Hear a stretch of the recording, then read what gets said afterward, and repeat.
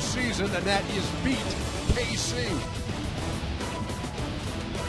Good evening, everybody, and welcome back to the American League Championship Series here on TBS. I'm Ernie Johnson. This is Ron Darling, and this is the Iron Man, Cal Ripken.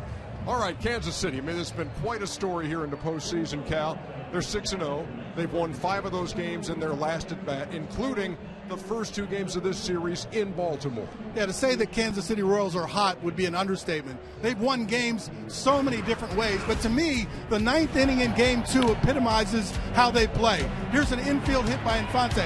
By the way, they get plenty of those. And then they pinch run their speedster Gore, but they don't steal him. They bunt Moustakas, who's got 4 homers in the postseason. And then it comes to clutch hitting. Here Escobar gets a base hit to the opposite field, drives in the run, the go-ahead run. But what the Royals have been doing is they've been adding on that extra run, that extra insurance run. So they come to the ballpark to win, and they win any way they can. Meantime, on the Baltimore Orioles side of things, now look, Ron, you lose the first 2 games of a best-of-7 at home. Only 3 teams have been able to win a series after doing that. One of those is a team you played for, the '86 Mets. So take me inside the Oriole mindset. Well, it's a story I've seen before, like you said, and I think the important thing for the Orioles is that they've been a clutch team all season long. They've got to have a belief in themselves. How do you do that? You come out and you score early. That Mets team in Game 3 scored 4 runs against the Red Sox in the first inning. And the second, most important for the Orioles, they've got to get some good starting pitching. And the first 2 games, their starting pitching was not up to snuff. They need it with Chen tonight on the mound. And he'll be facing Jeremy Guthrie. Here's your fun fact of the night as we head into Game 3. ALDS, ALCS.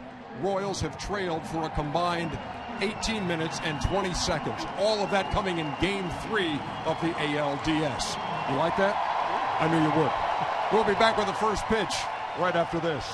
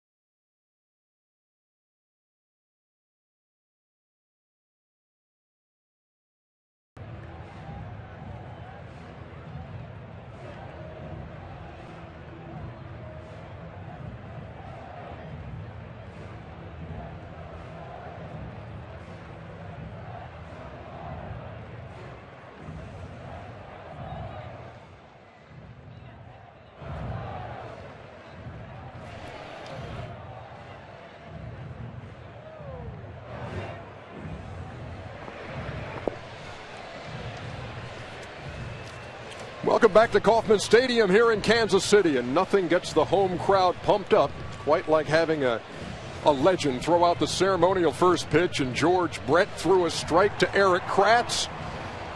And game time approaches here for Game 3 of the ALCS at the K. Jeremy Guthrie is the first one out of the Kansas City dugout. The starting pitcher takes the mound. And here's the lineup for Baltimore that he will face. Nick Markakis leads it off in right field. Alejandro Diaz is the left fielder. Adam Jones homered in Game 2. He plays center field.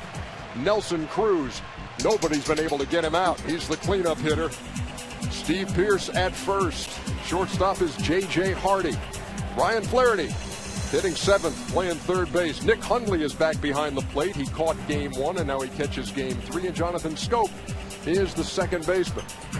And they face a former Oriole in Jeremy Guthrie. You know, the thing about Jeremy Guthrie, here's the great news. His last 3 starts of the year, he was 3-0. His ERA was 0.44. In fact, the last time he pitched on September 26th, he pitched the Royals into the playoffs. Bad news, that's not pitched in 18 days, so it's going to be interesting to see if he maintains his control. Defensively, well, it's the same guys. And this is the if it ain't broke, don't fix it department for the Kansas City Royals. Yeah, you got Gordon and Kane and Aoki in the outfield. All of those guys catch everything. And then you come to the infield, you get the double play combination of Escobar and Infante, and then the corners, Moustakas and Eric Hosmer. Behind the plate is Salvador Perez, another Gold Glove winner. And on the mound is Jeremy Guthrie. Umpires for tonight, Joe West is behind the plate. Ron Culpa at first. Mark Wegner makes the calls at second. Brian Gorman at third. Dan Isonia is down the left field line. Marvin Hudson down the right field line. And so Isonia jumps into this series after being the replay and review official in New York. And as a result, Tim Timmons, who had been on the crew here for the first 2 games, is in New York and will handle the reviews. Well, we had plenty of rain, all day yesterday, and we knew pretty early on that that game was going to be called. And today, bright sunshine, nice cool October evening, a little bit windy. We'll see if that comes into play, but we are good to go for Game 3. And Nick Markakis steps in against Jeremy Guthrie.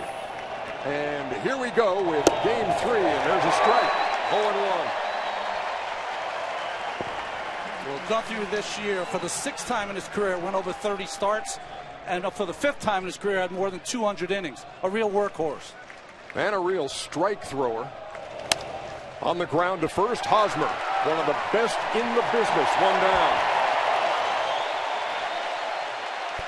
Once again, we've got Mike Bordick and Steve Physiak with us, handling each team. Let's check in with Steve. Well, you guys talked about Jeremy Guthrie last pitching 17 days ago when he helped lead Kansas City to the first postseason in 29 years. And the big question is, how would he perform in between that much time? And Jeremy Guthrie, all I can tell you is he's the most prepared, self-disciplined pitcher on the team. He pitched a simulated 5-inning game earlier this week. He showed great command, the coaches told me, and great movement on his pitches. And they said he would definitely be up to the challenge. All right, thank you, Steve. And Alejandro Diaz swings at the first pitch and fouls it back. No balls and 1 strike. Talked about Guthrie being a strike thrower. Last 10 starts, a total of 10 walks.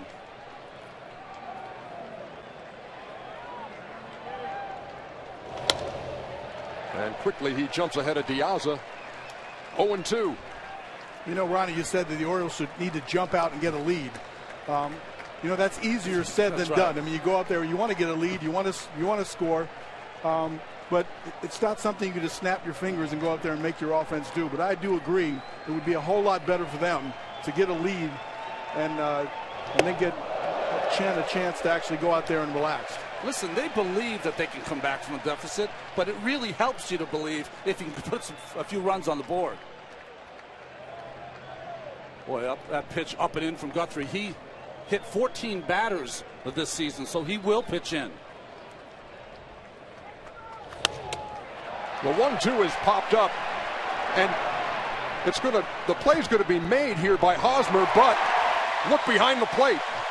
Salvador Perez may have gotten hit again. It sounded like he got hit on the backswing. It happened with Josh Hamilton in the American League Division Series, and it just happened again. I mean, right on top of the helmet. The one by Hamilton kind of clipped the side of his face. This one right on top. Well, hopefully it just got the mask. But again, through those battery of tests. This is what you were talking about, Aaron. This is in the Angels series, and he went through the whole battery of tests on the field and then after the game and didn't miss any time. And you saw Nick Kenny go out again and check on him. And Perez says he's ready to go. Yeah, normally that happens on a one-handed follow-through. If you see Josh Hamilton swing when he released his top hand and holds on to his bottom hand, it gives a little bit more distance. But I got to wonder if Salvador wants to get too close up to the hitter. But there is an advantage on foul tips and being able to get in there and frame pitches. But he could be getting a little bit too close. It's that, but he's also the problem of he's just such a big athlete to be behind the plate. You don't see guys his size usually. No balls and a strike to Adam Jones, and it's 0-2. Jones is 3 for 10 in the series. Homered in game 2. It doesn't look like Guthrie has any rust on him right now.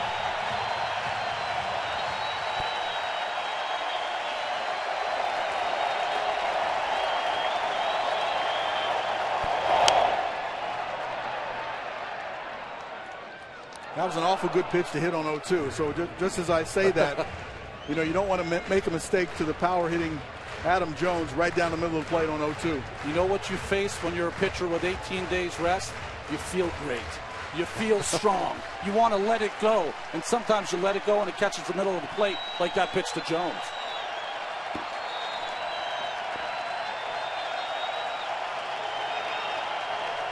Here comes the 0-2. And he struck him out to end the first. 1-2-3 inning for Jeremy Guthrie against his former teammates. We head to the bottom of the first.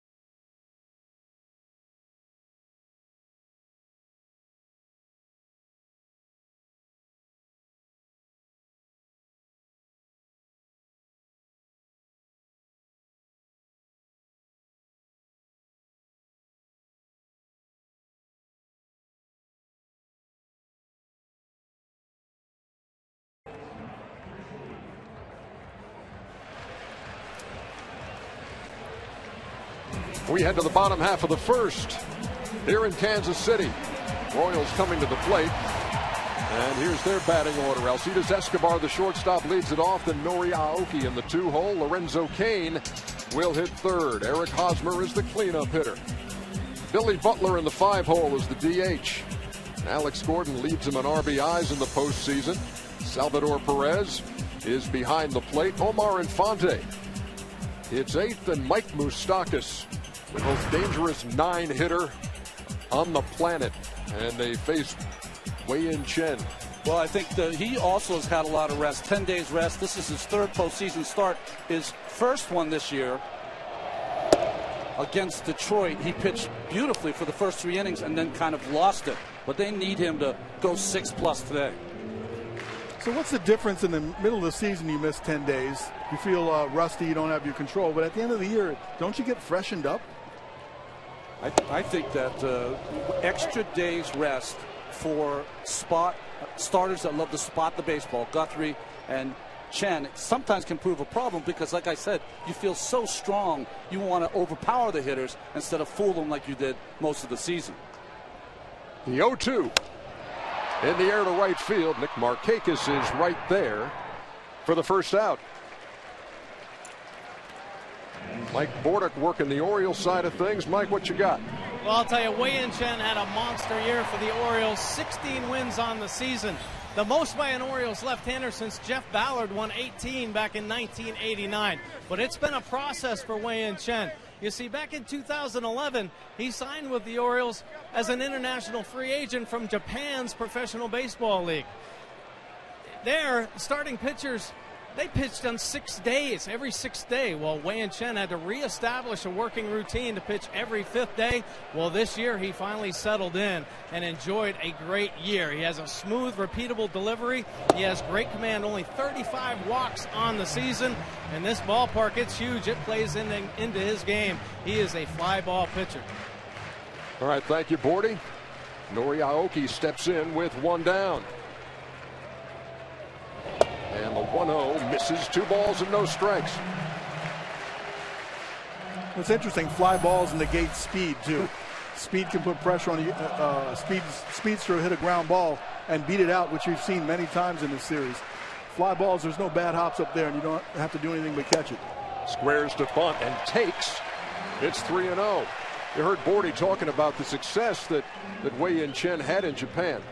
His highest ERA was 2.90 in 2008. Then it dropped to 154, 287, 268. That gets the attention of big league scouts here. And here he is starting in Game 3. Played in the Japanese leagues, but is from Taiwan. And with his 3rd postseason start, ties Chen-Min Wong for the most in the post. There's a strike, 3-1. Aoki 2 for 6 in the series. And there is Lorenzo Cain, who is hitting a cool .750 in the series. 6 out of 8. He's in the on-deck circle.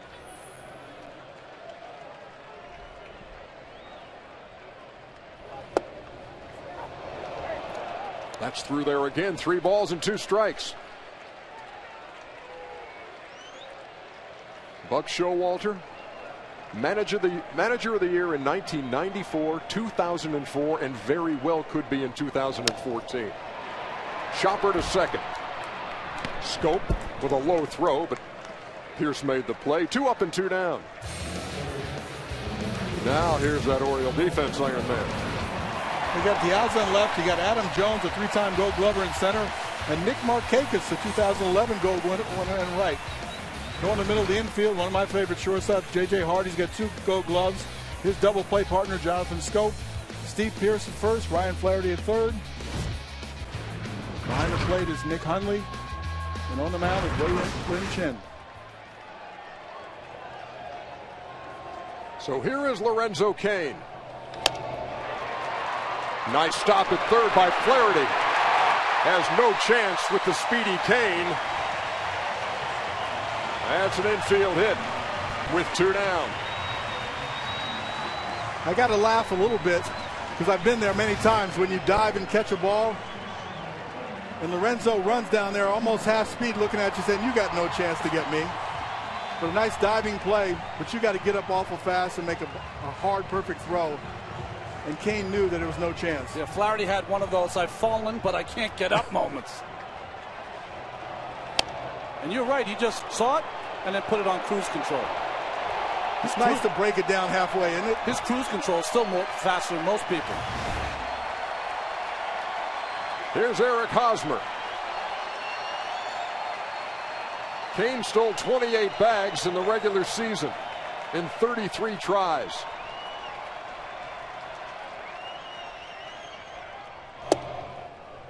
And a strike to Hosmer.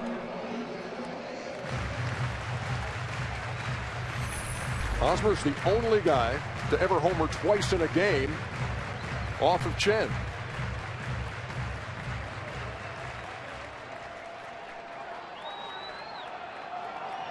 Good look at Nick Hundley, who started game 1. Caleb Joseph started game 2. Hundley back in there for 3.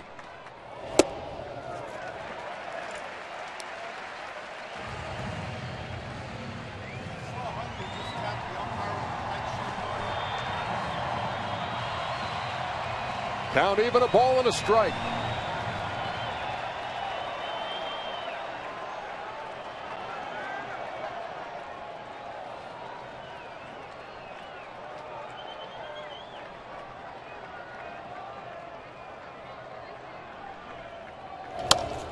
On the ground to second. Routine for Scope, who throws him out. And that'll do it for the Royals in the first. We are scoreless as we head to the second.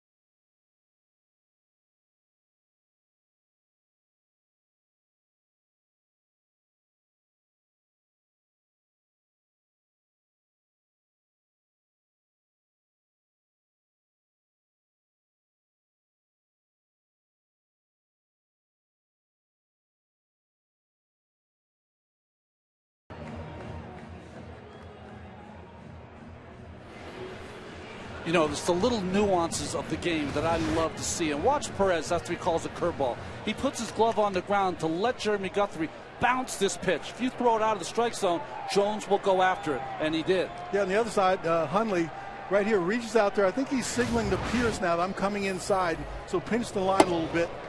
Sometimes you also can touch the shin guard of the umpire to say, okay, look, I'm moving inside, and make him aware that the ball's coming in to maybe get that inside pitch.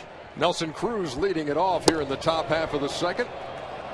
A ball and a strike. He's hitting .444 4 for 9 in the series, 476, 10 out of 21 for the postseason. He's good for 2 hits every game in the postseason. That's what that means. Well, what's been interesting in this series is that the left side of the infield for the Royals has been playing him to extremely pull the ball. He's got a couple of hits on ground balls up the middle. He led baseball with 40 home runs, and he takes 2 and 2. Yeah, he's one of those guys for a shortstop. When you start to position yourself, he hits balls to both sides of you. So you really have to play the counts and you have to play the pitches.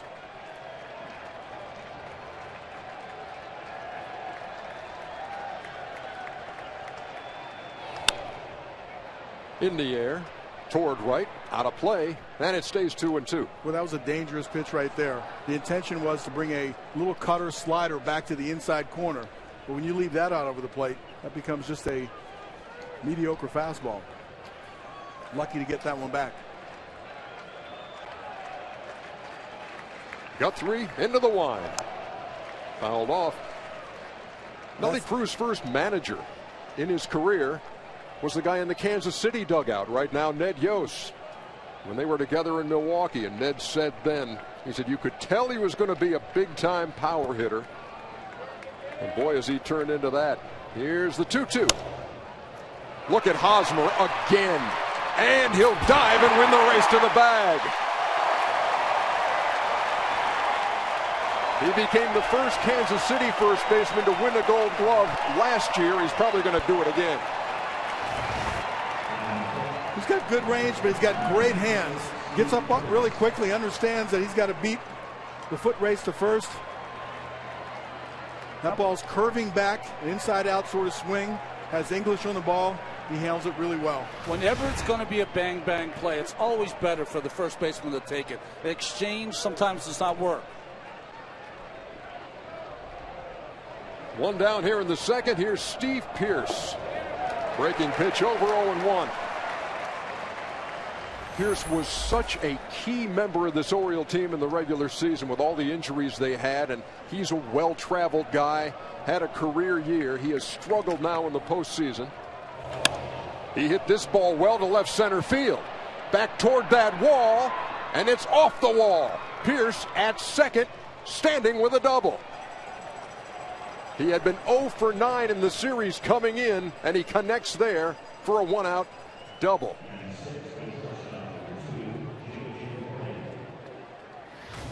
Well, Pearce has instant offense. He's in the scoring position when he steps on play, but he picks on a curveball, took the first one, and the book on him is to throw him breaking balls, get him out of the strike zone, leaves that one over, and it looks like he was sitting all over it. But it's something that Pearce, who's been the Cinderella man for this team, really needed. 0 for 9 in the series, like you said, Ernie. And on Saturday, he left 6 men on base, so needed to kind of break the ice. Including that one moment with a runner at third, and a fly ball would have gotten him in, and he couldn't deliver. Showed his frustration in the Oriole dugout. But he's in scoring position with 1 out now for J.J. Hardy. Hardy just 1 for 8 in the first 2 games of this series. Hasn't knocked in a run and has struck out 4 times.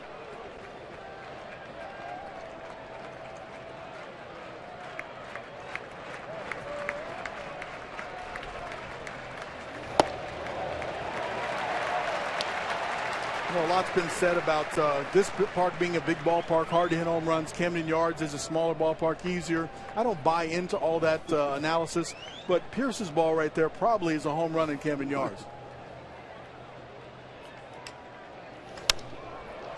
In the air to right center field. Lorenzo Cain with a long run. He won't get there. That ball's going to be off the wall. Pearce around third. He will score, and the Orioles are on top. Back-to-back doubles for the Orioles here in the second. And you know you've gotten a pretty good piece of one when Lorenzo Cain can't catch up to it. Well, they're going to both sides of Lorenzo Cain. This one's a fastball out over the plate. He drives it to right center field. It hangs up in the air for a while, but Lorenzo Cain can't run underneath it. A double easily scores Pearce. Remember now, it was J.J. Hardy that hit the ball in Baltimore that Cain dove for and caught. But this time, he hit it a little too far. Here's Ryan Flaherty. Guthrie ran it inside and missed 1-0. So you talk about the need for Baltimore to jump out, play with a lead. And they've done it right now. The first time they've led in this series, 1-0. I always thought playoff baseball was always easier to play with a lead. If you're tied, and especially the game gets on, or if you're behind 1 or 2 runs, it starts to get into you. You start to press a little bit. You start to squeeze the bat a little harder. You start to worry a little bit on defense. When you're playing with a lead, you can relax, and that's the key.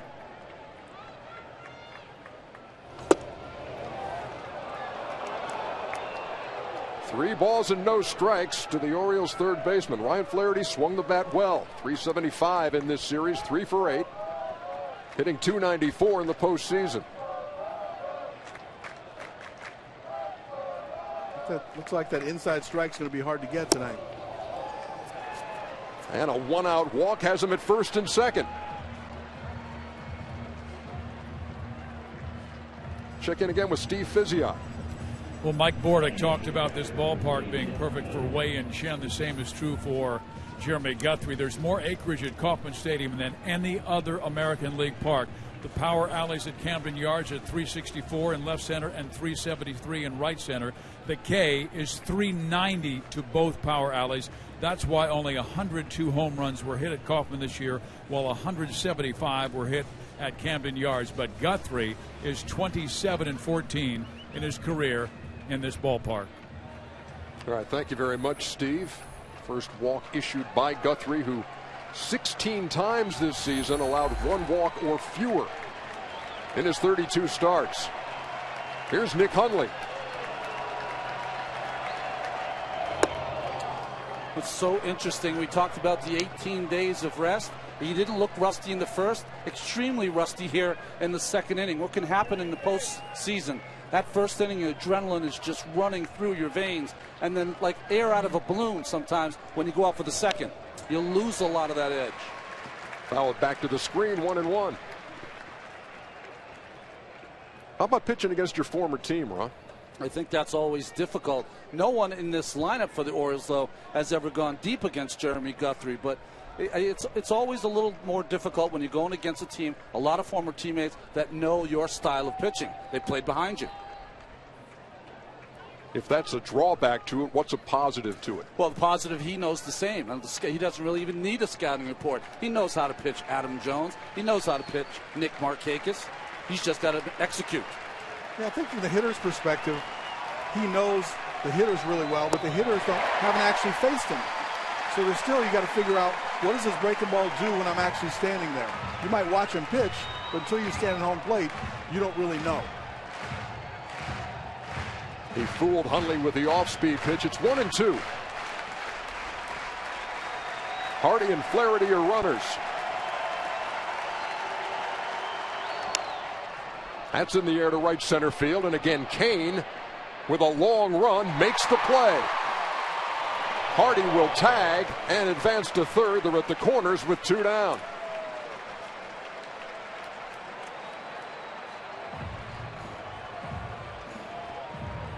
Ball with some carry to the gap in right center field. What we saw during batting practice, the wind was blowing from the left field foul pole towards the right field foul pole, much harder than it is now, but there's still a little bit of a breeze out there, and the ball was carrying out in right center field and straightaway right. I was watching Lorenzo Cain walk back. I'm saying, is something wrong with him? I think he's just out of breath. He's had to run a few sprints here early.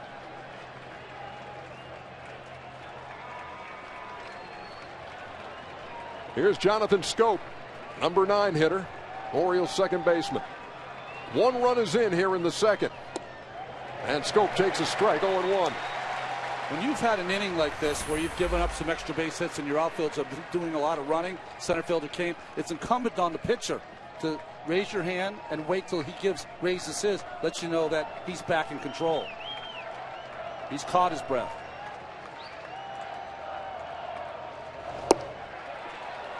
Missed inside, a ball and a strike.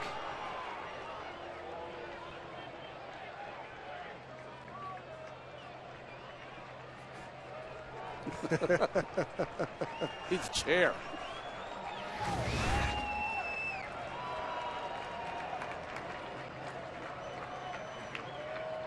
The 1-1. Had a notion, held up. 2 balls and a strike.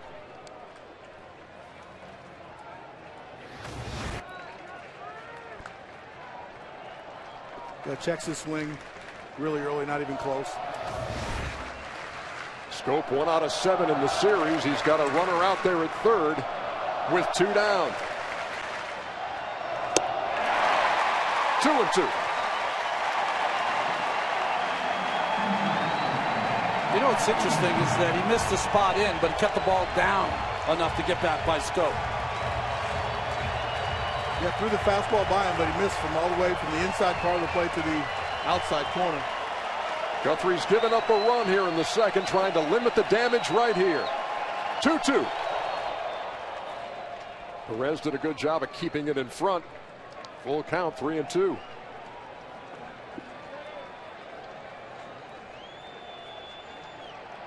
Guthrie, 35 years old. Originally signed by the Indians in 2002. Pitched for the Orioles, also pitched for the Colorado Rockies. Popped up over there by first. Hosmer squeezes it. That does it for the Orioles in their half of the second, but they do get on the board. Couple of extra base hits. Steve Pearce, J.J. Hardy. 1-0 Orioles.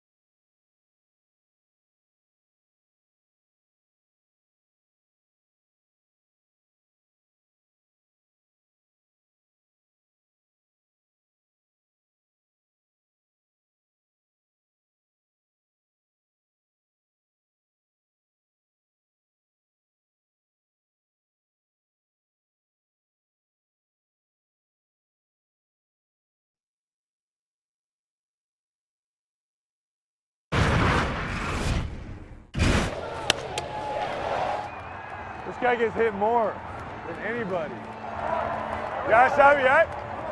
That boy, right there all day.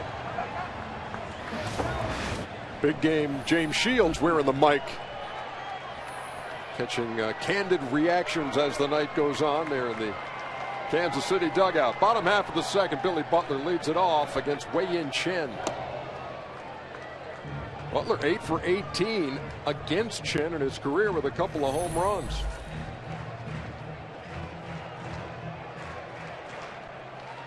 And he's 3 out of 9 in this series. Here comes the 0-1. Over there near the Royals dugout, and that ball will be in the first or second row. 0-2. When you watch Chen pitch, I call these guys dart throwers. He's the kind of guy that just wants to move the ball inside and out. He needs to be effective, he's got to pitch inside to these right-handed hitters like Butler.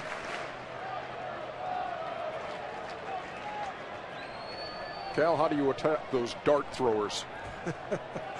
Pick out one of the darts that you want to.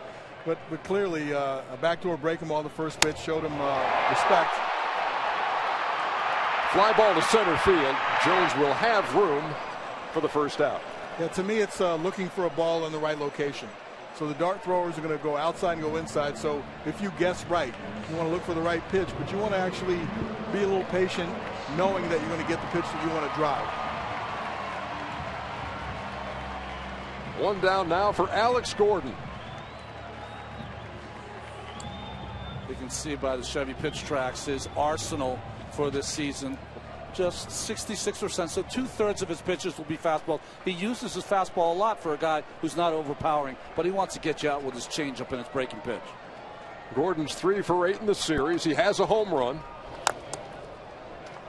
Has knocked in 4 runs. You know, talking to some of the hitters, his fastball gets on you quicker than you think.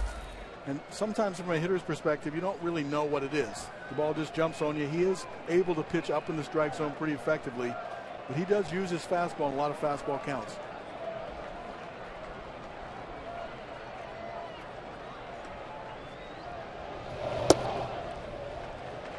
I just find it interesting that he was asked, and through an interpreter said, I'm going to treat it like any other game. If I'm going to be out there, I want to do my best and win the ball game. But this really is a start to save their season.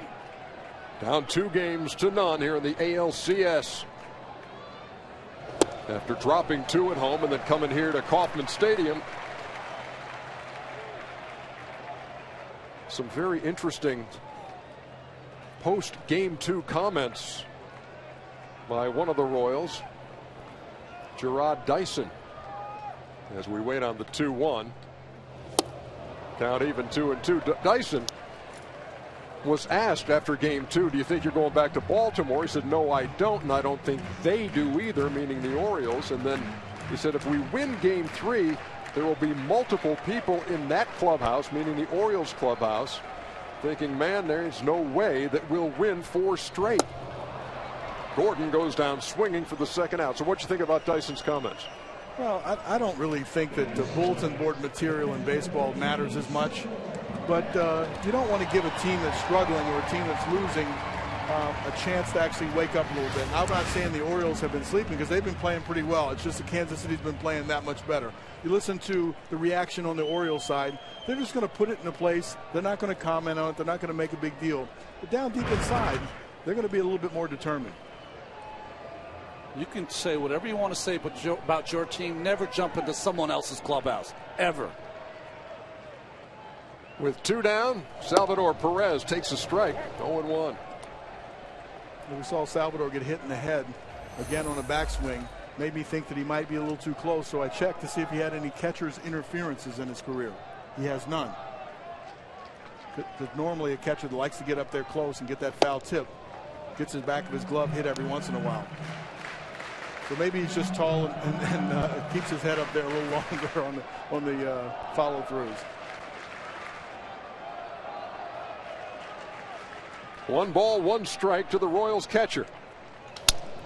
Shattered his bat, rounds it to short. Hardy throws him out, and that bat went in the stands. Hope everybody's okay down there. That does it for the Royals in the second. We head to the third at the K.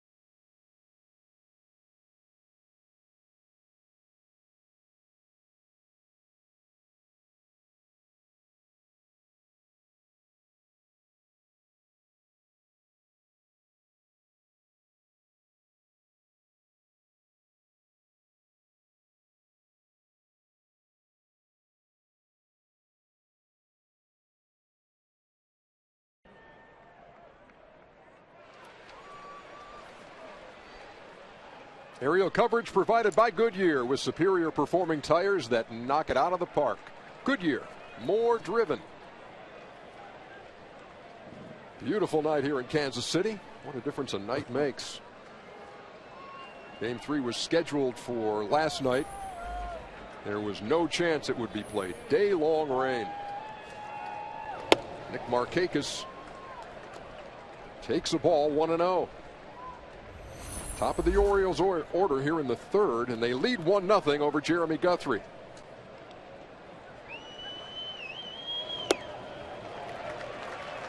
Guthrie and Chen squared off in April. Neither involved in the decision. It was a game that was won in 10 innings on a walk-off single by the guy at the plate now, Nick Markakis.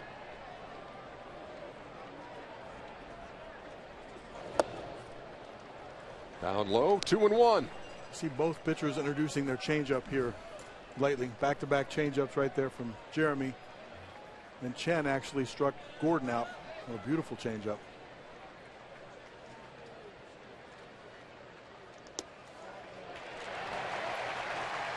All even up at 2-2.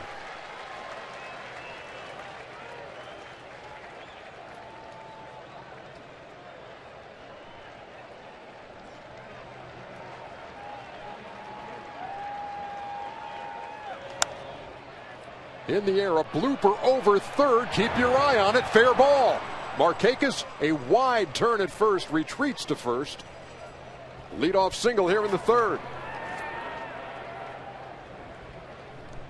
We are starting to see a lot of what Steve Physiok was talking about. Just so much acreage here to cover if you're an outfielder, and this one drops in front of Gordon. Maybe Fenway Park, that's catchable. I can't think of another ballpark that is. So Markakis aboard. Here's Alejandro Diaza. He popped to first his first time and hit Perez with the backswing. Got him around the helmet and the catcher's mask. Bobby Dickerson down there in the third base coach's box. Diaz, a great pickup by Dan Duquette from the White Sox.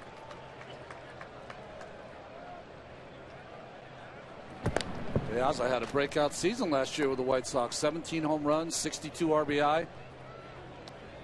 Played mostly center field for the White Sox.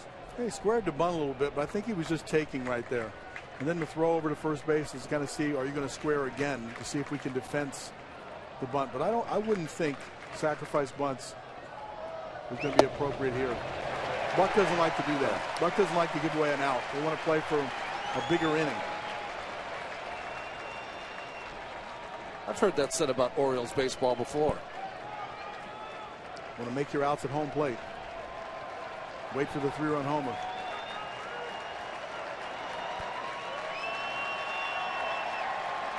No balls, 2 strikes.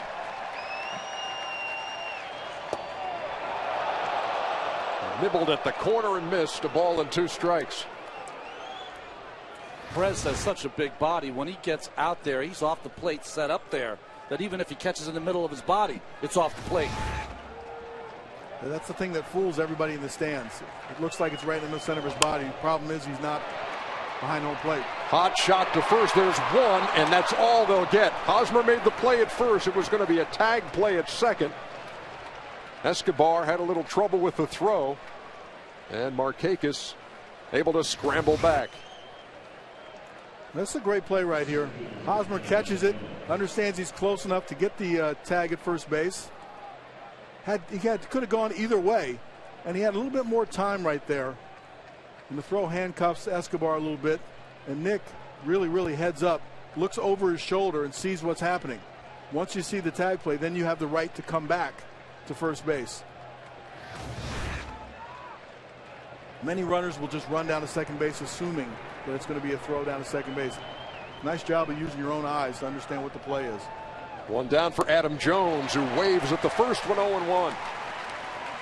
He struck out his first time. Well, these are the 2 batters that Guthrie's going to have to account for all night long. The Orioles led the major leagues with 211 home runs.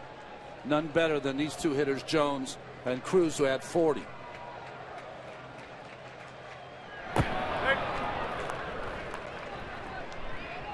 Power hitters generally in the postseason can be pitched to. Bigger, longer swings, power pitching. So it's hard to really rely on that home run ball. Good, diverse offenses, teams that can score runs besides just waiting for the home run, do well in the playoffs.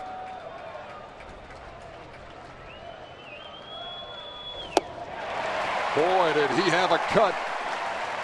0-2.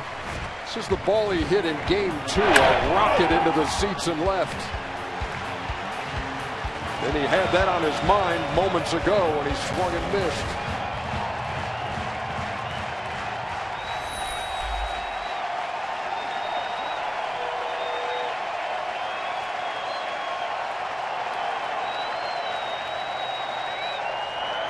Over once again, and Markakis back standing. It was interesting, that graphic we showed, right? Not since 1985.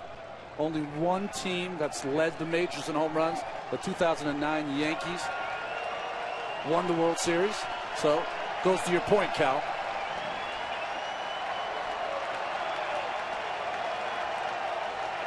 The 0-2. In the air to right, Aoki over. 2 down. Where will you be the next time history is made? Be there for all the action in 2015. Go to MLB.com/season tickets to reserve your seat today. It's been funny how the home run totals. You look at Baltimore leading baseball. In fact, Baltimore had more home runs than the state of Missouri combined. You add up the Cardinals and the Royals, they didn't have as many as the Orioles did. But in the postseason, the script has been flipped. Cardinals hitting the ball out of the yard like crazy. And Kansas City's had its share as well. Well, good pitching does beat good hitting. And home run guys do have a little bit longer swing, and they have a few more holes in their swing that can be exposed. And power pitching, exposing those home runs, or you pick out players in the lineup that says, I'm not going to let them beat me. And I'd rather not give in. I'd rather walk and pitch around and let somebody else beat me in that situation. That happens a lot in the playoffs. It's upstairs to Nelson Cruz, 1-1.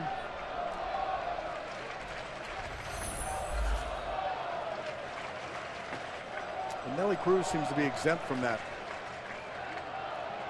He's hit a lot of home runs in the postseason. On the ground to third, Moustakas had to take a step back and then throw over to Hosmer for the third out. Orioles with a leadoff single, but they can't move Nick Markakis. We're heading to the bottom of the third.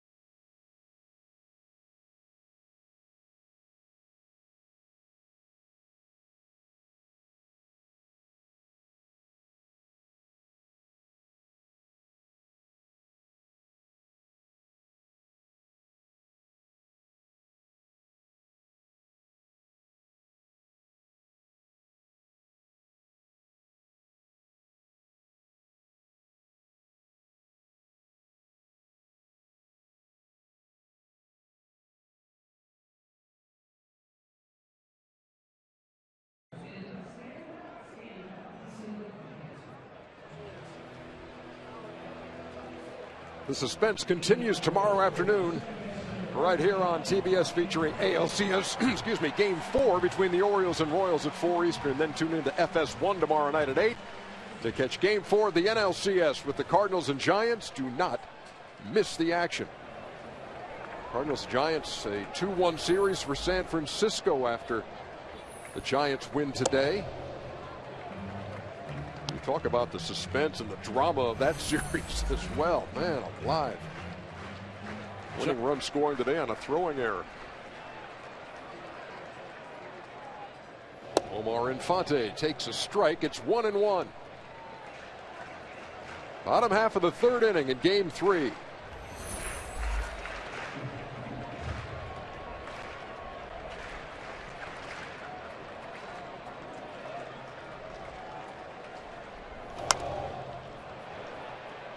Fouled off over there by the photographer as well, and Pierce gave it a look.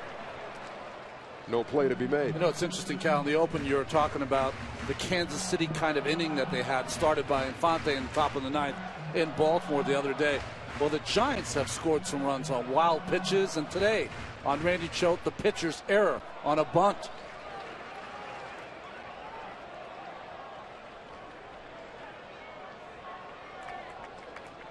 One ball, 2 strikes to Infante.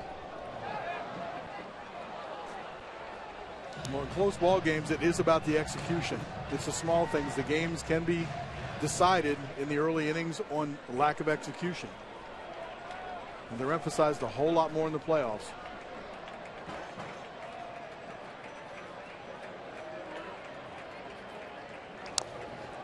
Things that we talk about, bloopers during the course of the season, you can easily shrug that off. You have a lot of games, but in the playoffs, you can't. You have to live with that.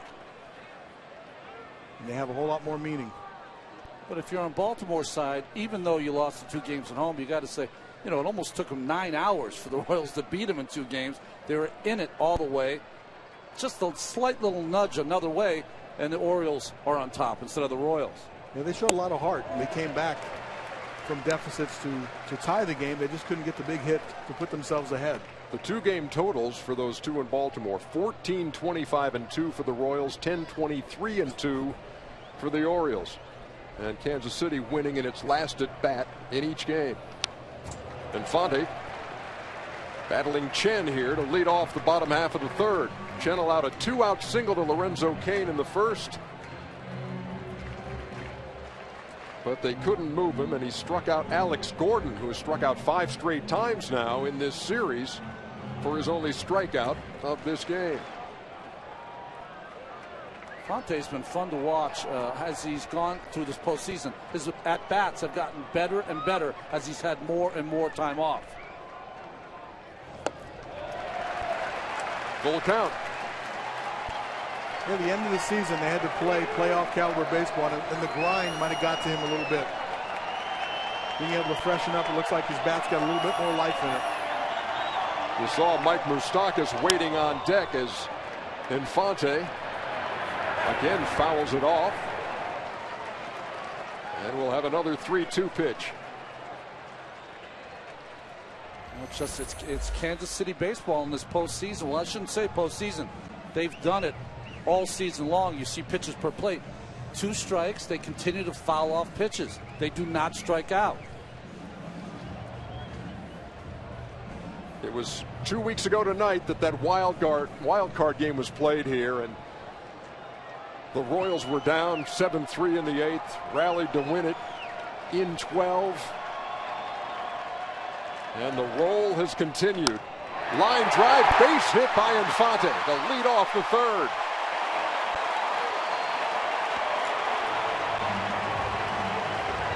Let's go down to Matt Weiner. Matt. Omar Infante is the one higher priced free agent in this Royals everyday lineup, and these 2 teams are both proof that you don't have to be free spenders to make it to the elite levels in Major League Baseball. For the Royals, a lot of their success hinges on a decision that Vice President and General Manager Dayton Moore made about 4 years ago when he had a team that wasn't quite ready to win and a Cy Young winner that everybody around baseball wanted in Zach Greinke. Moore made the decision to deal Greinke to Milwaukee in a 6-player deal that brought back, among others, Alcides Escobar and Lorenzo Cain, who are now half of one of baseball's best up-the-middle defenses, and we've seen the dividend that deal has paid this week. Absolutely. Thank you very much, Matt. There is Lorenzo Cain, who's done it with the glove, done it with the bat, done it with the speed. And at the plate now, it's Mike Moustakas. No balls, 1 strike. Runner at first with nobody out.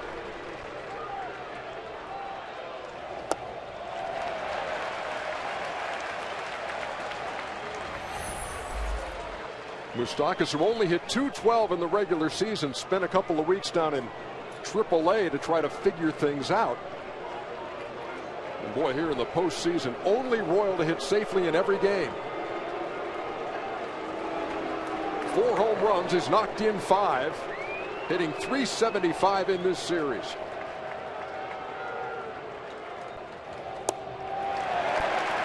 You know, it's interesting. All hitters, when they're swinging the bat really well, they get good pitches to hit. Now, this Royals team in general likes to swing the bat early in the count, put the ball in play. For Moustakas, you know, the wild card, he was getting 2.33 pitches per plate appearances. In the ADLS, he got 3.83. In the ALCS, he's averaging 5.33 pitches. They're pitching him more carefully, but he's looking for a better pitch to hit. Ahead in the count, 2-1 against Chen. Grounded to second. Scope to Hardy to Pierce. 4-6-3 double play.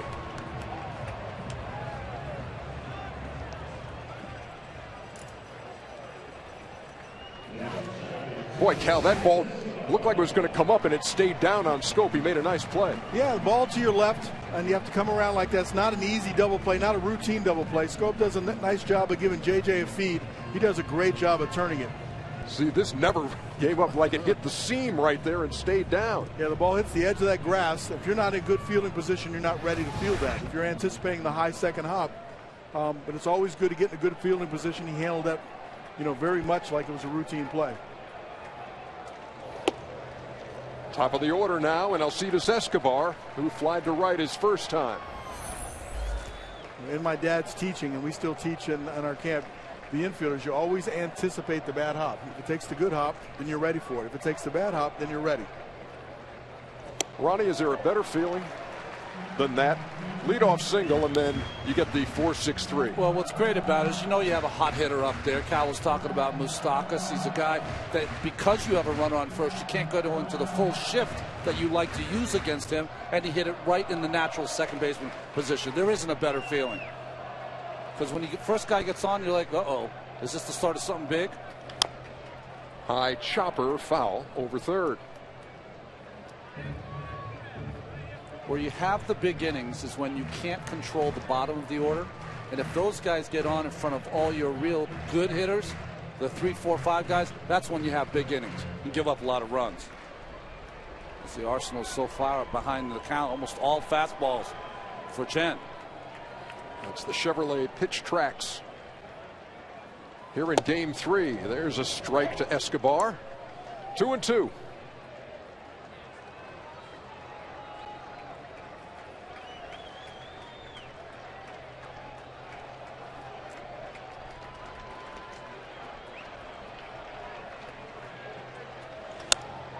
In the air to right field, Markakis back and squeezes it for the final out.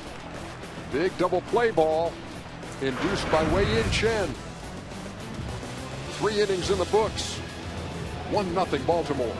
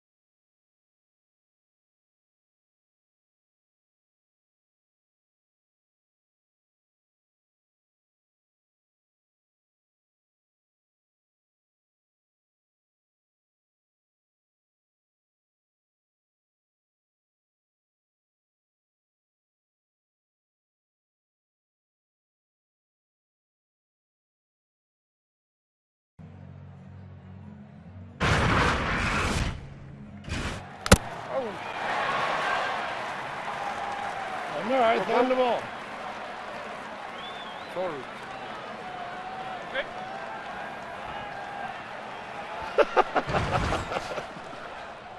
A lighthearted moment behind the plate with Joe West here in Game 3. We move to the 4th. Steve Pearce leading it off against Jeremy Guthrie.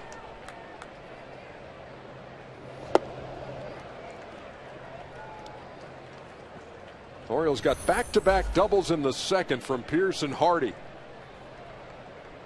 Sometimes it just takes one at bat to drive a ball to get your confidence going again.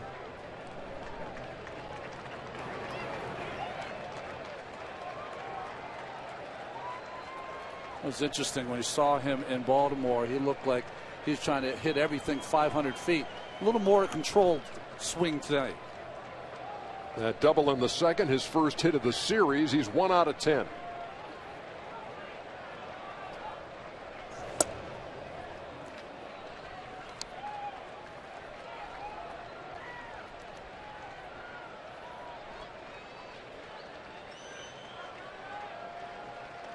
Two. Foul away. It's interesting. You look at his stance. He's got a little closed stance. You don't see that often. That's after he made the out with a runner on 3rd, less than 2 outs. He wanted to drive that run in really bad. Just didn't get the job done. Line drive speared at 3rd by Moustakas.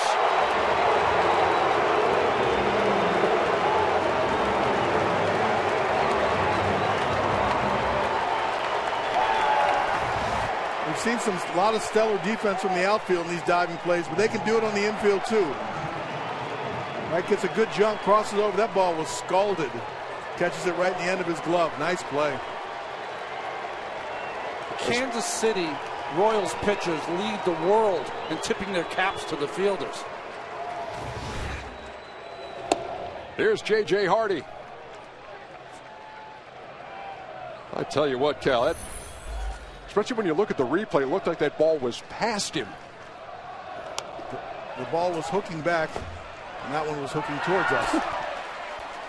But yeah, when you first look at it, it feels like it's far away from you, and then you go to dive, it is coming back, and you do catch the ball behind you sometimes. And the speed of the ball just took the glove behind him as well. Off speed, Hardy out in front, 1-2.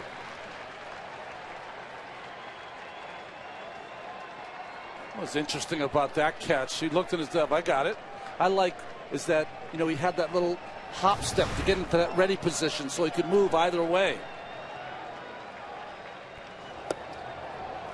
Missed with the 1-2, count even. Playing in the top half of the 4th here in Game 3.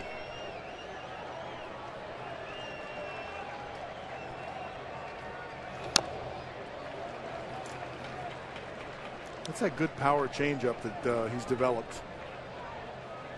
It's not a lot off his fastball, but it has some good sinking and two-seam action. A little bit like James Shields when he commits to throwing that changeup. It's not your normal 10 miles an hour difference. It's 5 or 6 miles, but it's still enough. And as we've seen in this game so far, has no problem with back-to-back changeups.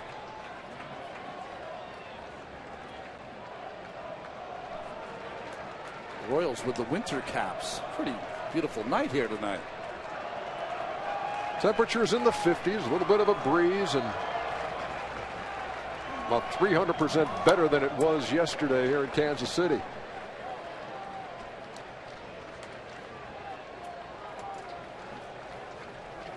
Interesting in getting to watch J.J. Hardy. You want to keep the ball down. He's a good high ball hitter. Loves the fastball.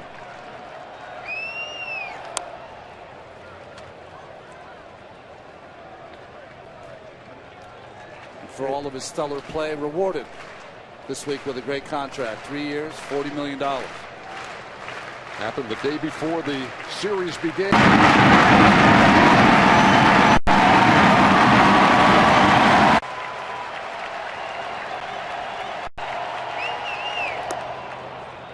Back in his Milwaukee days, J.J. Hardy rehabbing from an injury in Arizona.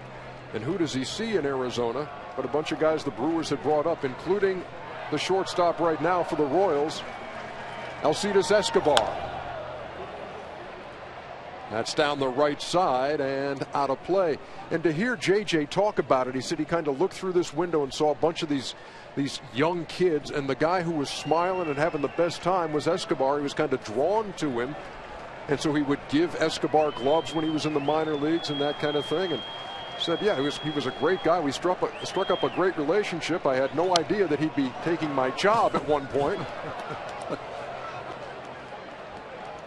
What an at-bat by J.J. Hardy. 74 hits with 2 strikes. That was tied for 3rd in the American League. He's a guy that he just grinds it out. He's a grind-it-out kind of player.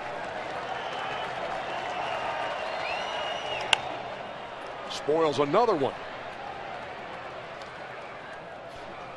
12 pitches in this at-bat. A little bit late on the fastball, protecting against the off-speed pitch. Good mistake hitter. Got good power.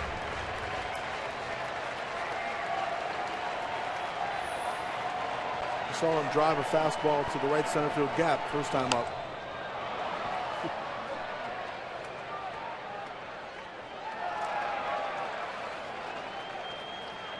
When you talk about those power numbers, Cal, too, this is down year power-wise, 9 home runs, but this is a guy who had 25 home runs last season.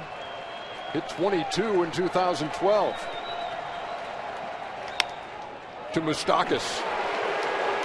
Busy inning for the Royals third baseman. 2 down. Learn the Orioles and Royals keys to winning Game 4 with the Team Stream app from Bleacher Report. Download Team Stream for your iPad, iPhone, or Android device today. Probably have some advice on Game 3, too. We are into the 4th inning as the Orioles try to break through after dropping the first 2 at home. If you're looking for a couple of indications on swings tonight, Pierce has had 2 really good at-bats. Hardy has had a couple of good at-bats. We can only speak for 1 hit, but they're swinging the bat pretty well tonight. Ryan Flaherty walked his first time. It's the only walk that Guthrie has allowed. And it's 0-1.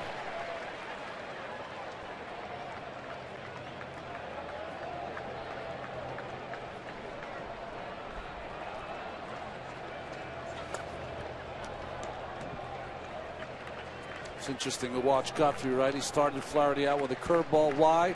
Flaherty hitting .442 on the first pitch this season. So he's a guy that we talked about. He's so smart, class valedictorian in high school. He's a guy that knows how to prepare by using the at-bats he's seen all season long. Valedictorian in high school and went on to play at Vanderbilt.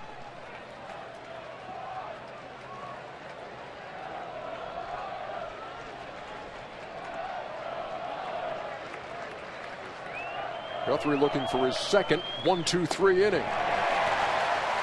2-2. He retired the Orioles in order in the first, striking out Adam Jones to end it. Baltimore scored 1 in the second, had a base runner in the third. And here comes a 2-2 to Flaherty. This down low.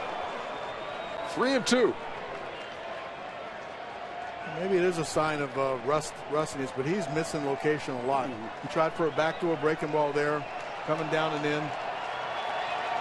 Tried for a fastball, the pitch before that away, came in.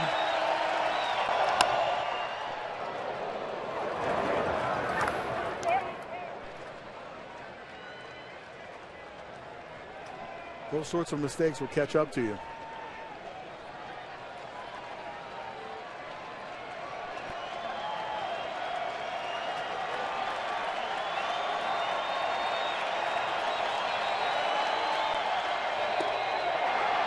Just missed. 2-out walk to Flaherty. So 2 walks issued by Guthrie, both to the same guy, and he's out there with 2 down. Well, breaking ball 3-2 just off the corner. Good call by Joe West.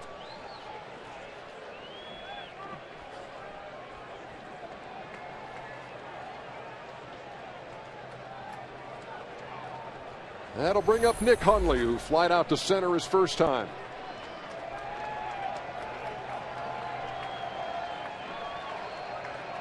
Now 1 for 13 in the postseason.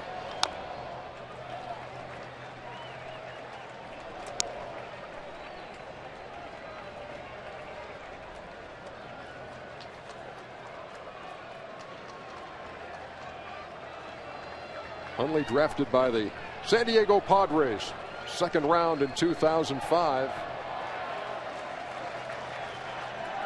Traded by the Padres to the Orioles this past May for Troy Patton.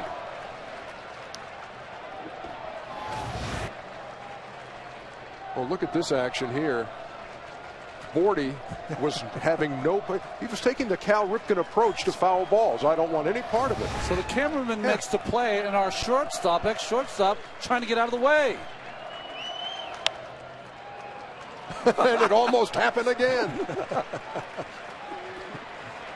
I don't have the right protection down here, I'll tell you that right now. Sure you do. He's running camera.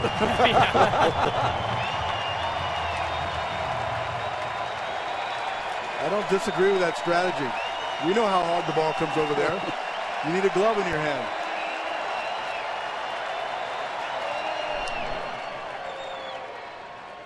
Flaherty didn't have much of a lead, back on his stomach as we await a 1-2 to Nick Hundley.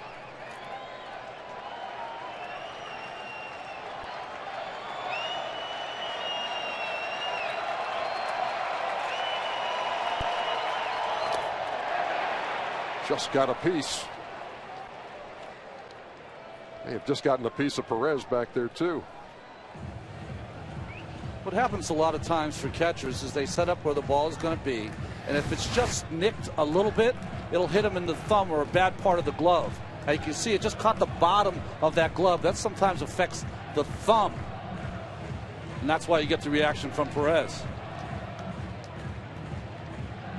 That right there is most catchers have a protective kind of shield that they use inside the glove. It's plastic to stop that thumb from bending backwards on those foul tips.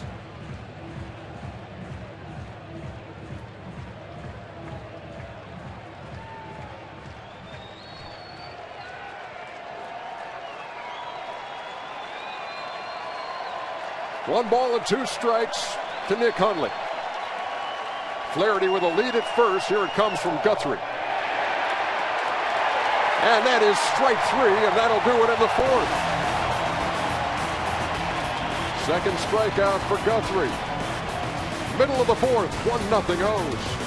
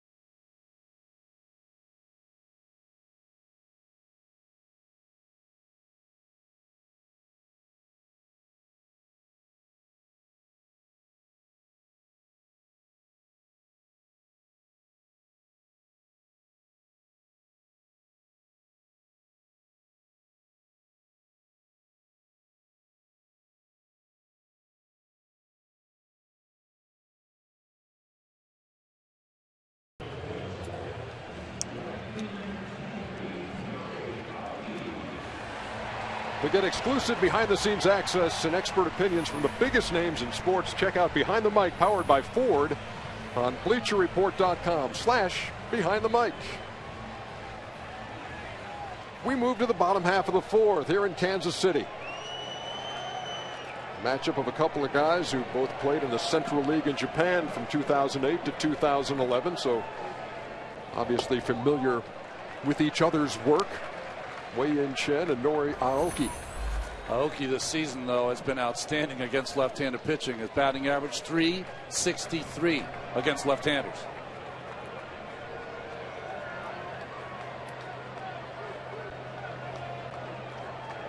Rounded out the second his first time, so he's 2 for 8 career against Chen.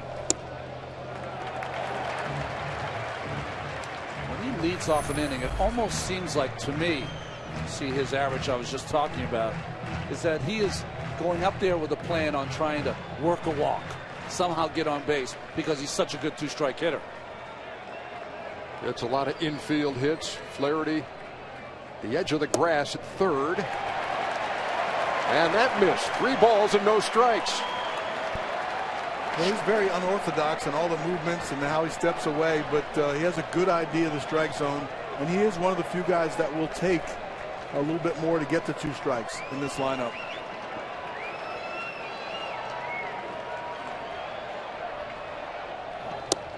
Taking all the way, 3-1. Now the Royals got their leadoff hitter on in the third. Infante singled after a great at bat. It was wiped out in a double play. Only 2 hits allowed by Chen to this point.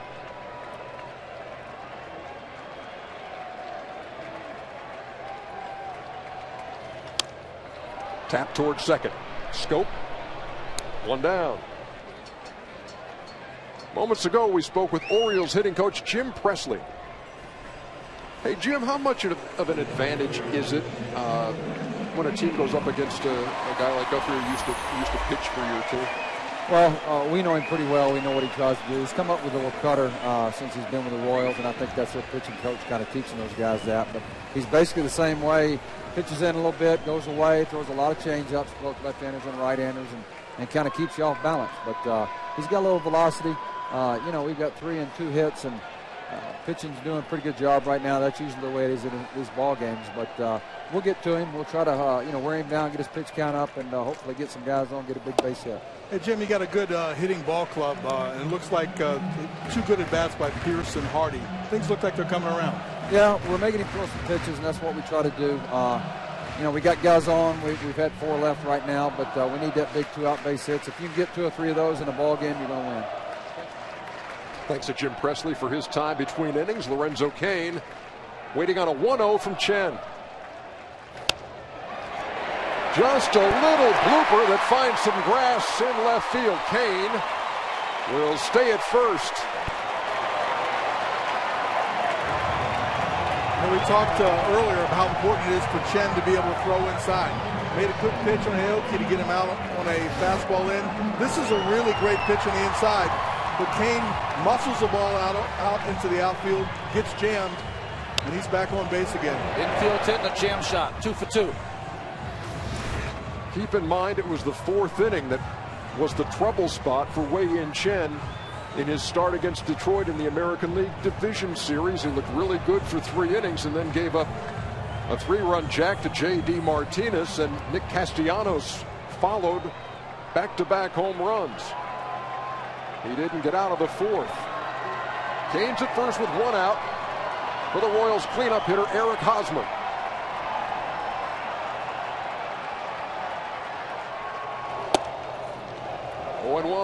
It's interesting to me that it almost seems as though when Cain's got on, they were doing a lot of running. And I know it's neutralized, you think, a little by Chen, the left-hander, although runners were safe 5 out of 6 in stolen base attempts.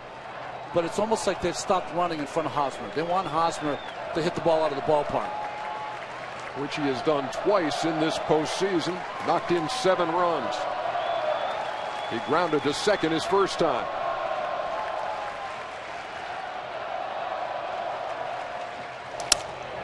Shattered his bat, another blooper, and that's going to fall.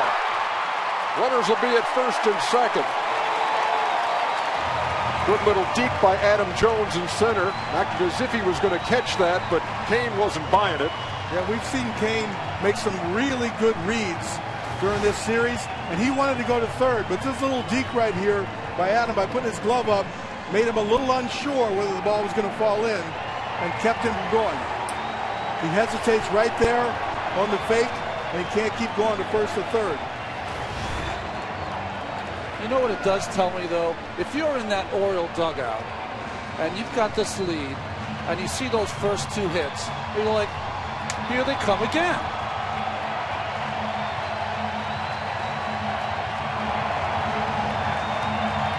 You can't let that sway you. No, you're right. But you got to play. You said, look, you look at the positive side of this. You know, there were two lucky hits. They're not hitting the ball hard. Chen's throwing the ball where he's supposed to. Let's make a play on defense. Here's Billy Butler, flight out to center his first time. Tying run as it's second.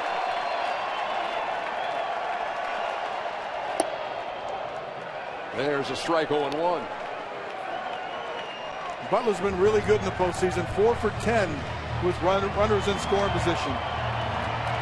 Chen pitches in the same way. Started him off with a breaking ball last time up. Starts him off with a breaking ball here.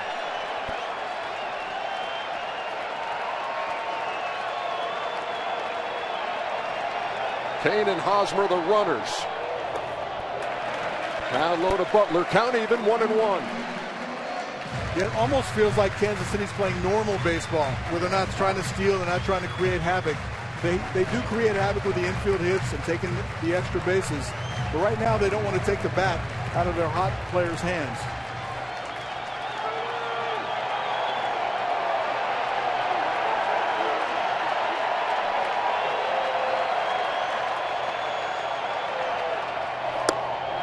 That stayed down low, 2-1.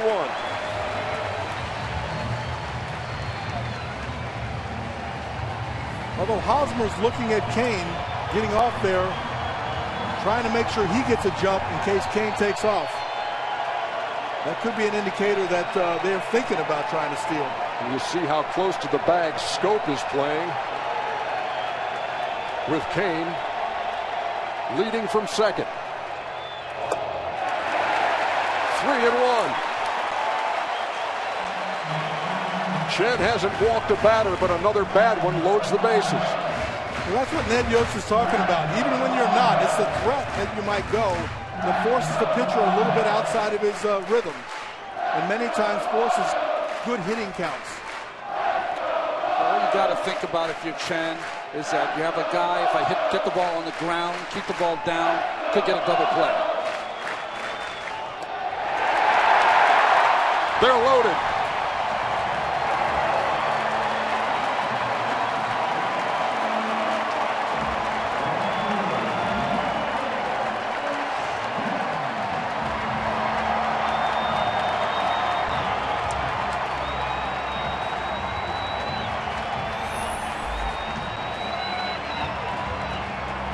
Here's Alex Gordon, who homered in the 10th inning of Game 1. Struck out 4 times in Game 2 and struck out in his first trip tonight. And he bats with the bases loaded. Royals down 1-0.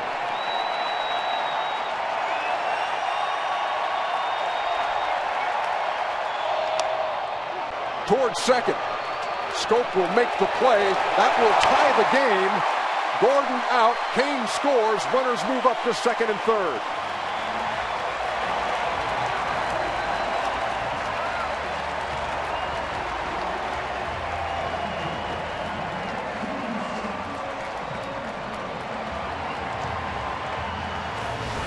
This amounts to a little small ball right here. He hadn't put the ball in play in 5 at-bats. He was going up there with the idea of putting the ball in play and giving him a chance to score a run, and they get a run with a force out.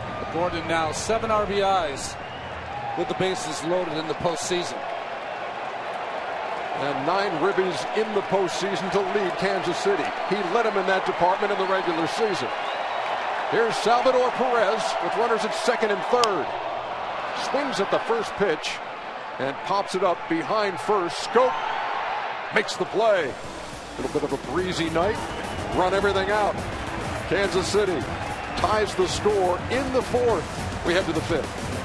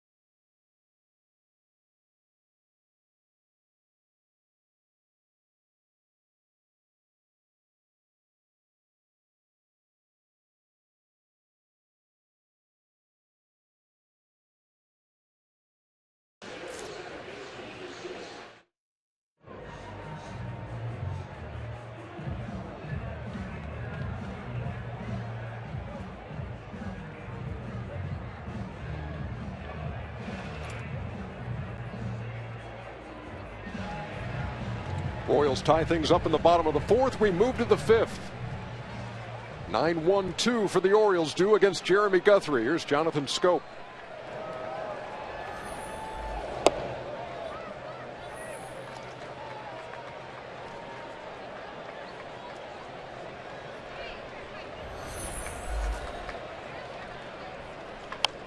Look out. A bullet.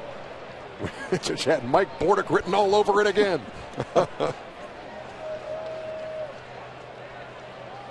Jonathan Schoop's going to turn 23 on Thursday. One of those kids from Curacao and been a fine second baseman for Baltimore. Popped up. Moustakas wants it. The Moose calls go up. One down. I know you have something very important to say, and I'll get right to that. But first this. Moments ago, we spoke with Royals hitting coach Dale Swain. Dale, what's the Royals' approach against Chen? Well, I mean, obviously, he's got a good command of his fastball tonight. He's painting in the inside corner on both sides, left-handers and right-handers. So he's not making a whole lot of mistakes out over the plate right now. Hey, Dale, let's keep the theme going about approach. You guys got a team that can hit some home runs, but you haven't hit a lot of home runs. You come back from Camden Yards. Is there any concern when you get back in your big ballpark that you got to shorten their swings again? Well, I mean, there's no doubt that this park doesn't play home run friendly to anybody, but it's just one of those things where you got to get the ball and you got to get on base, and that's the way we play too at home, is to make things work and steal some bases and get hits when we get guys in scoring position. That's how we score at home.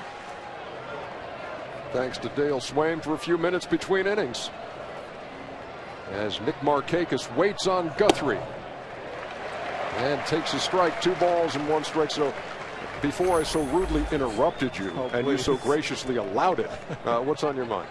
Well, it wasn't that important, but we look at all the foul balls going over there chasing Bordy. That's a good indication of the sinker from Guthrie. A lot of squibblers on that direction, even some hard hit balls. He's going in hard on the righties, and that's the only place he can hit the ball. So it's a good indication for Guthrie that pitch, that sinker, is working. Oh, that's an excellent point. Don't sell yourself short on that. It was well worth the wait. 2-2 to Markakis, the Orioles leadoff hitter, who was 1 for 2.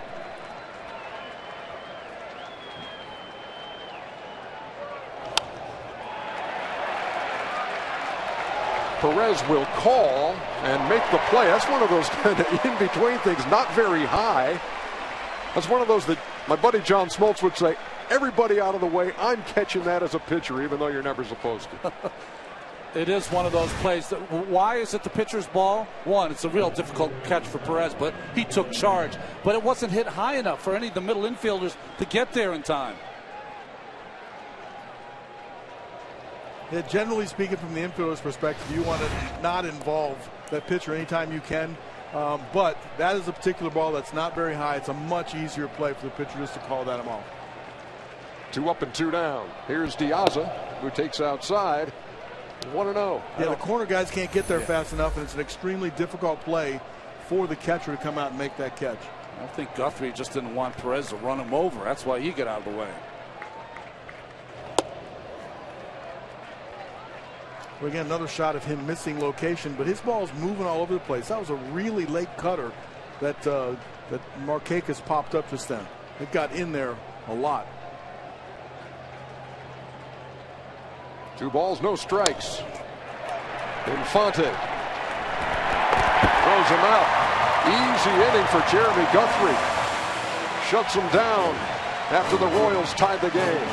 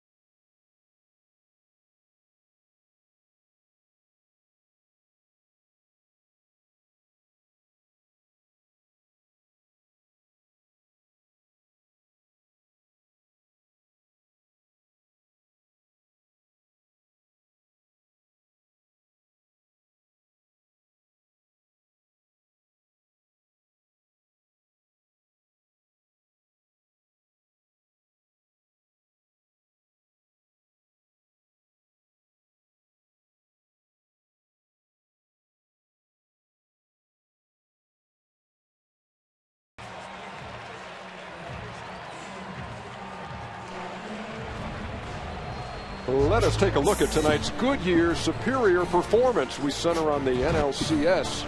Game 1, Madison Bumgarner gets the nod. Game 2, Colton Wong for the game-winning homer. He gets the nod. And Game 3, Brandon Crawford scored the game-winning run on the throwing error in the 10th. So for his wheels, he gets the Goodyear. Boom, boom. We are in the bottom of the 5th inning. Ernie. Lonnie Dale made me do that. He's our director tonight. Really? Yeah, really. He made me. Really. Omar Infante singled his first time.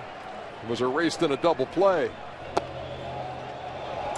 was like a 10-pitch at bat the first time. A real good battle he had with Chen.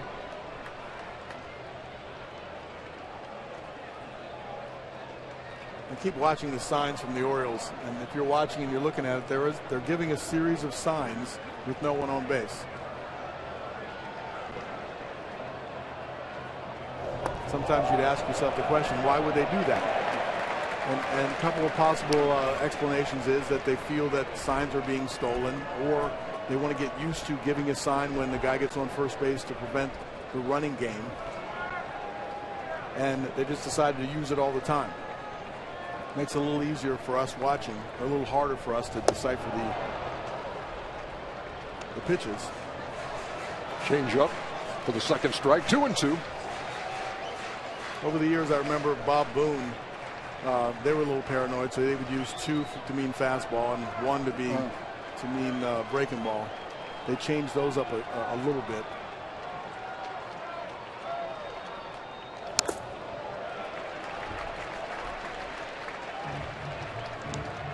One problem I see when you give a series of signs or a multitude of signs is that you can get a pitcher out of his tempo if the catcher and pitcher are not on the same wavelength in a game.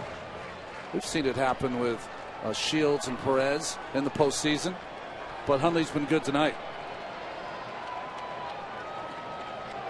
2 balls, 2 strikes. And Infante goes down swinging here in the 5th. Matt Weiner, what's happening? Hey, EJ, you know, Wei-Yin Chen has a fairly stoic demeanor out there on the mound, but according to his catcher, Nick Hundley, that belies what a fierce competitor he really is. He's also the only player in this game likely to have to perform his media obligations in 3 different languages afterward. He hails from Taiwan, so there are reporters here from his home country. He played in Japan and speaks Japanese fluently. He'll answer questions in that language as well, and has an interpreter for English questions. He has picked up some English since arriving in the United States, and I'm told he becomes particularly expressive in this language when it comes to Buck Showalter trying to remove him from the mound. Moustakas is waiting on Chen. And that's line foul, and Rusty Kuntz lost the helmet, caught it, and then had some quality time with the fans down there. Look at Rusty. Look out. Watch the helmet. How you doing? We sure don't move like we used to. I don't know. You know what I told Rusty Kuntz during the regular season too? We had done we're doing a Royals regular season game, and said, I don't know if there's anybody in baseball who enjoys the game any more than you do. There is a smile on that face a lot in the course of a game, and he just made a bunch of fans' night right there here in Game 3. 1-2. Well, there was a little fear on his face trying to get out of the way of that line drive, though. Moustakas caught looking for the second out. 3rd strikeout for Wei-Yin Chen. It's what Dale Slane was talking about before. Chen has done a great job of spotting his fastball inside to the righties and here to Moustakas.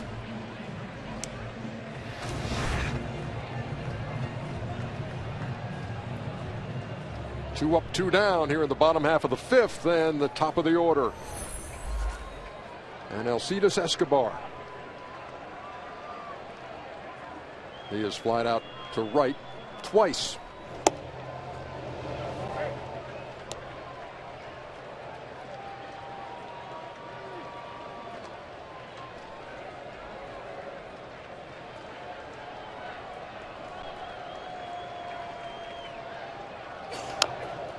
Tapped up toward 3rd. Chen throws it away. And they've got a play at second. Escobar is a dead duck. That ball caromed off the screen over there, and there was no chance for Escobar, who is nailed at second. Boy, they played the carom well, and look at the throw by Scope. We're heading to the 6th.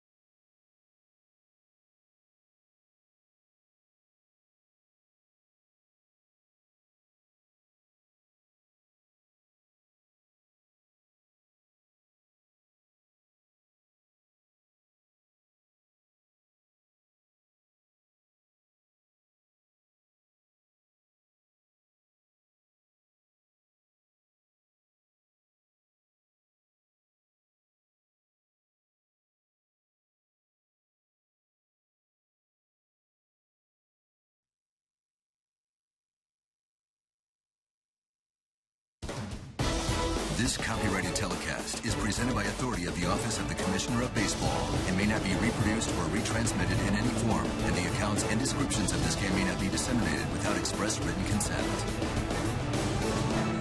We are zipping right along here in Kansas City.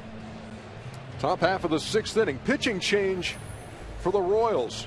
And after Jeremy Guthrie had sailed through the 5th inning, that'll be it for him. Jason Frazier is in here in the 6th. This is his first appearance in the ALCS for Frazier.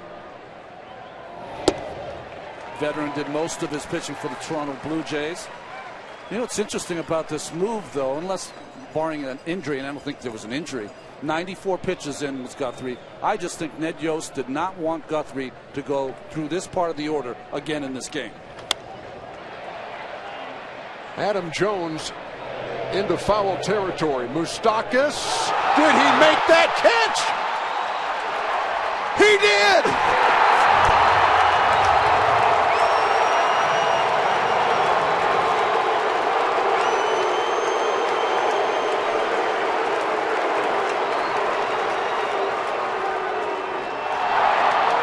How many plays can we see the Kansas City defense make in this series? Well, it gets to the rail, doesn't give up on it, and the wind probably is pushing it back just a little bit. Has a good beat on it, but what a catch. Fully extended. On the 11th anniversary of the Steve Bartman game, the Royals fans let Moustakas catch that baseball. Here's Nelson Cruz with one down. And those guys are all five because they were part of the play. We didn't catch it, but we caught Moose. Strike to Cruz, 0-1.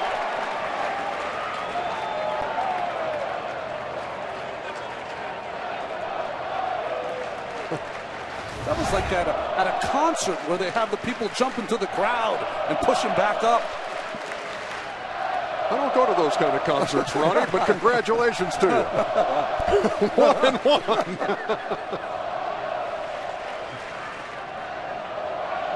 Getting back to the pitching change, I like the pitching change. Remember, La Russa was logging more innings from his pen. Now, from a hitter's perspective, it's another look. You might be able to get through an at-bat where you're not really ready for what you get. So I like the move by Ned Yost. Cruz tried to check his swing, and the first base umpire, Ron Culpa, said he did check it. 2-1. Cruz this season and in the postseason on a 2-1 count, he's only batting .550. Some gaudy postseason numbers for Cruz. Great in the ALDS. And he fouls that back 2-2. He hit the ball well in the second. Hosmer made a great play wide of first and then beat Cruz to the bag. And he grounded out to Moustakas his next time in the third.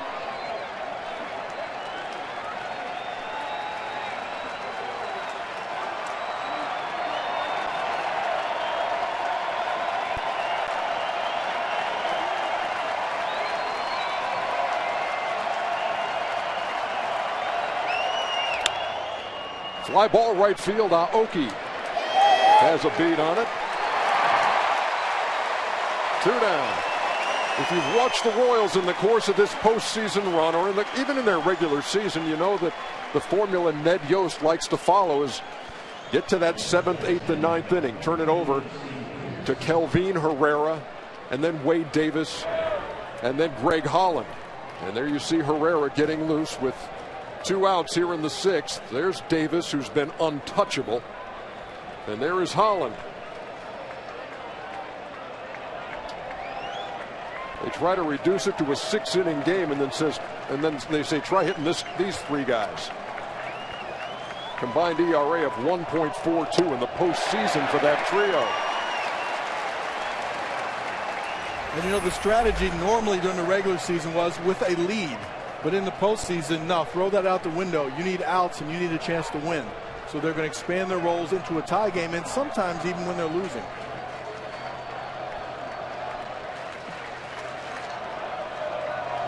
Oh, 0-1 the count. Frazier to Pierce. 0-2. Frazier's got that good fastball and that split finger.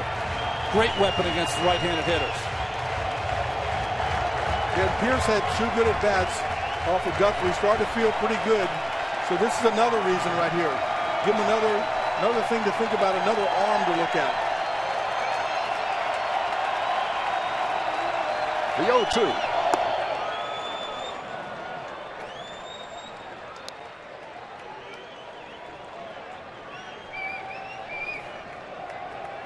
Adam Jones, you saw him.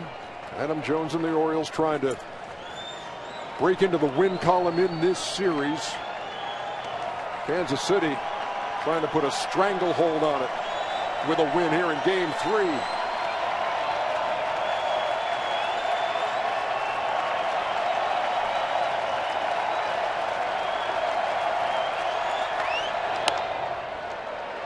In the air to right center field.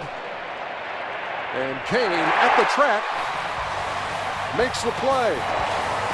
A 3-up, 3-down inning. And you'll see this on the highlights a time or two. Mike Moustakas. Incredible.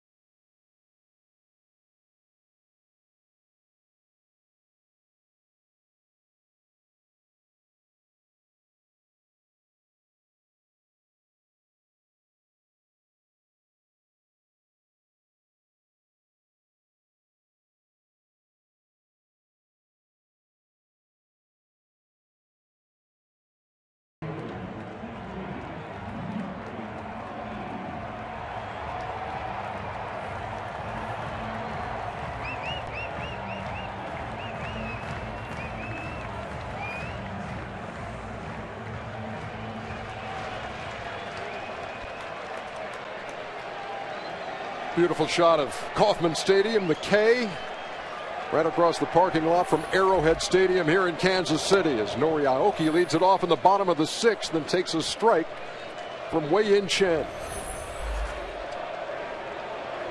Aoki is grounded out to Scope at second in both trips. Line drive, left center, base hit. Aoki with a big turn, and he will return to first, but that's a leadoff hit here in the 6th for Kansas City. And here comes Gerard Dyson to pinch run.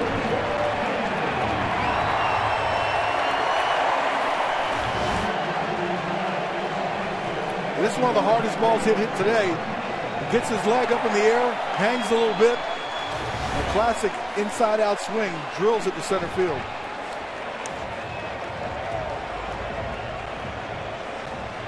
Dyson with blinding speed, but the Orioles have fared pretty well in this series against him. Caught him twice. On one of those, he had the base stolen, but came off the bag. And Jonathan Scope kept the tag on him. Toe came off. Some thought he had been forced off. That was not the opinion of Ned Yost. And again, Steve Pearce comes well off the bag, holding Dyson on. Well, this is what they've used the entire series. They take Pearce out almost as far as Dyson goes with his lead and the time to play on coming back and the delivery from the pitcher. Trying to give a little different look to Dyson to make it a little more difficult. See Buck directing Pearce that you're too far out. Get a little closer to first. Lorenzo Cain waiting on Chen. And there's a strike, 0-1. So just as the runner disrupts the pitcher, Pearce is trying to disrupt the runner right here. It's a different look, you know, and maybe has him going back, and maybe he doesn't feel comfortable in that spot. The more he sees it, the more comfortable he'll become, though. Tie game in the bottom half of the 6th. Go ahead run at first. That's Dyson. Good cut by Cain. He's behind 0-2. There's some negatives over there at first base. If you're going back, you can't move laterally on a bad throw. And you might, because of where you are, the base runner can get a bigger lead. And sometimes with your movements with a left-handed pitcher, you can almost force a balk if he's not in sync with you coming over to first base.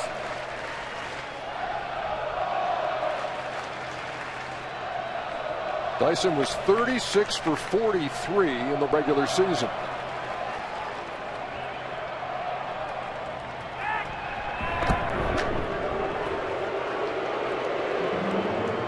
Well, you have to say it's been successful, because we saw in the wild card game where they stole 7 bases against the Angels that they were going on the first or second pitch. They've at least stopped that so far from the Royals base runners. A throw over again.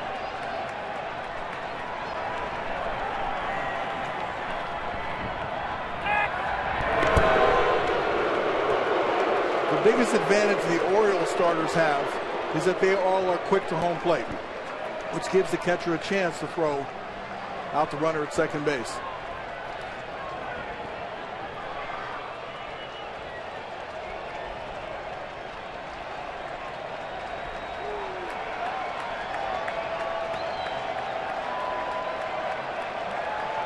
No balls, 2 strikes. Comes to the plate. Inside, low. Ball and 2 strikes. We saw that graphic that Dyson's been thrown out twice now in a row, first time. But think about it this way. It's his words against the Orioles that you pointed out earlier, Ernie. So almost added more pressure to him when he's on the bases to get it right this time.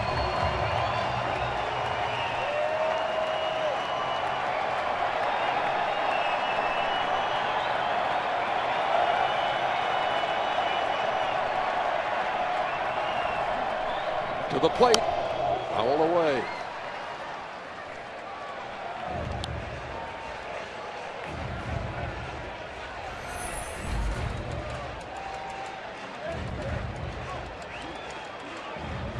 in this ballpark. Those 7 stolen bases in the wild card game, sparking the Kansas City comeback against Oakland.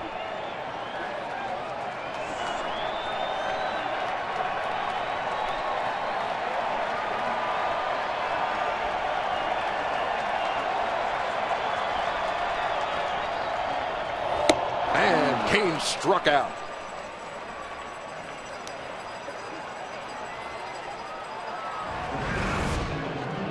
Nice pitching there to hold the runner and also be able to throw strikes. He gets head with the first pitch. That might have been one of the pitches that he got away with. But he's pitched well inside and down. A breaking ball in the middle of the plate. And that elevated fastball you talked about earlier, Cal, that Chen sometimes uses. Made really good pitches while holding the runner on. Again, that's part of the value of putting pressure on, is you get the pitcher's attention, takes a little bit of attention away from the hitter. Nice job by Chen by executing his pitches. Here's Hosmer.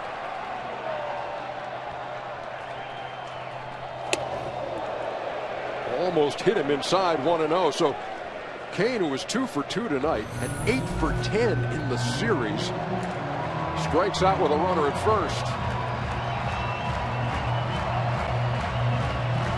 Surprised you haven't seen Dyson go yet? I don't think he feels comfortable with the move that they've used with Pierce off the base. Of course, the left-hander Chen hurts too. He just does not feel comfortable like he did earlier in the postseason.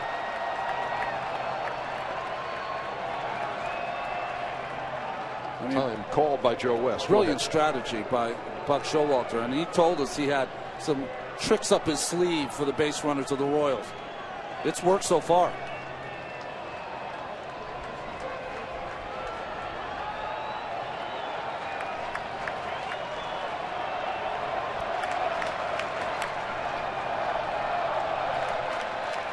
The 1-0. Well hit into right field. Dyson around second. He will easily go to third. They're at the corners with one down.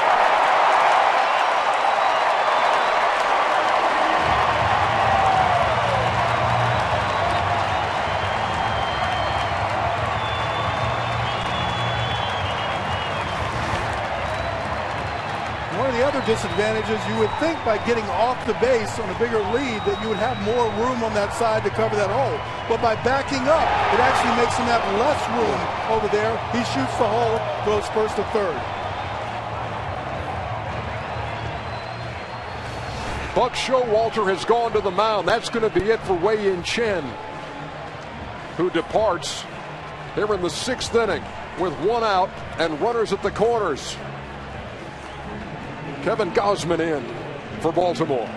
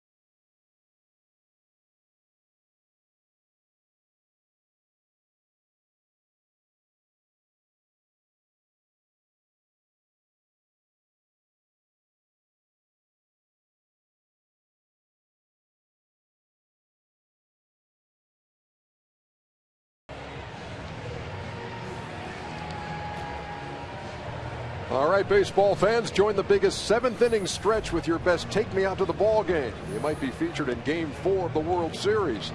Go to T-Mobile.com/the-big-7th. Potentially a big 6th here for Kansas City. New pitcher is Kevin Gausman. What can you tell me about him, Bordy?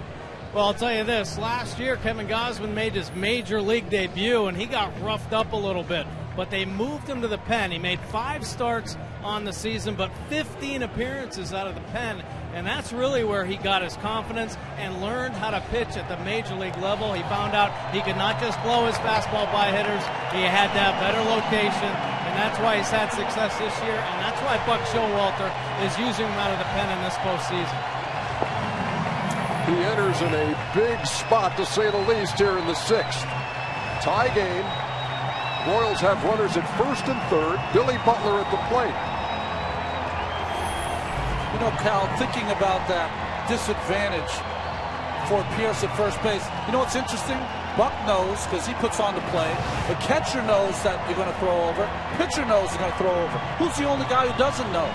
Steve Pierce. So that's why he was going back to first. He doesn't know until the ball's delivered. Well, part of that is to make the runner feel uncomfortable. So that's what you give up to try to keep him from stealing the base. You're going to fake back. That's part of the play. Fly ball of any depth here by Billy Butler will score the speedy Dyson from third. Gausman hoping for an inning-ending double play ball. And look at the fake, and Dyson is back. That's a set play. He stepped off first, faked to first base, and then went to third. We saw it, and you know it's been outlawed this year, to fake to third and throw to first base. Well, they don't use that anymore, but this is a nice little turn. He steps off first, fakes to first, and throws to third. And look at Pierce trying to sell it, too, by leaping like the ball was over his head. Trying to take advantage of the over-aggressiveness of the Kansas City Royals.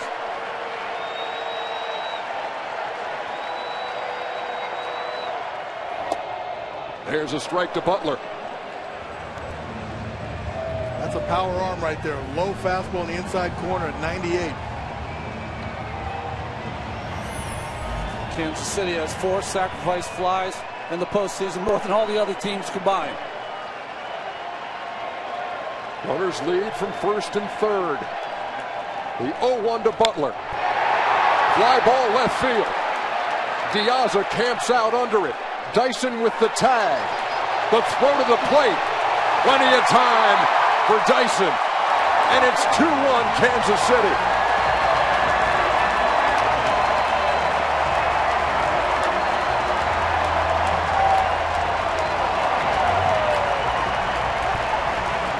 So the Kansas City runs in this game scored on a ground out by Alex Gordon, when a ground ball to the right side would score the run. Here a fly ball would do it. Butler delivers, and Dyson scores. It is 2-1. And here's Gordon. Well, the Orioles got away with not having a cutoff position to plate. No play at home plate whatsoever. Hosmer could have advanced to second base, but didn't read that no one was there for the cutoff. Down low to Gordon, 1-0.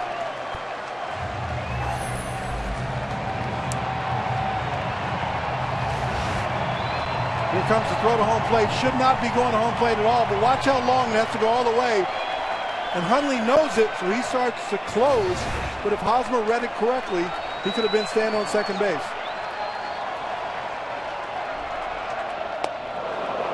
Gordon fooled. And it's a ball and a strike. He struck out his first time, grounded out to second in the fourth, which knocked in the first Kansas City run. And it was his 9th RBI of the postseason.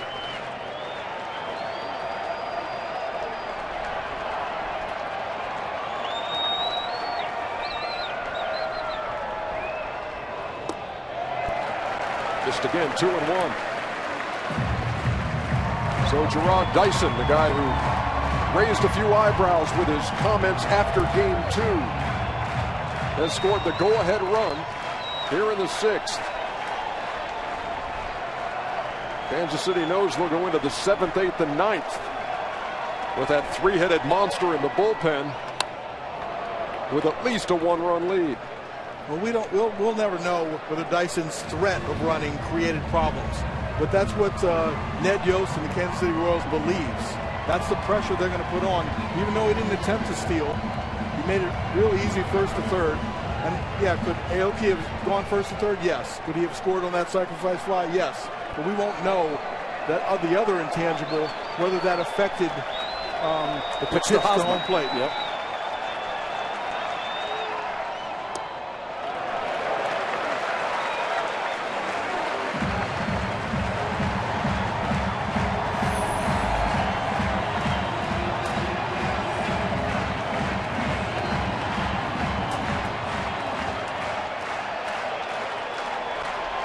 Hosmer will get a head start at first.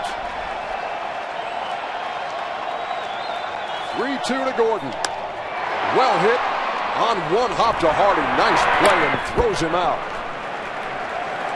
Hardy with the backhand and threw a strike. But Kansas City has taken the lead as we head to the 7th.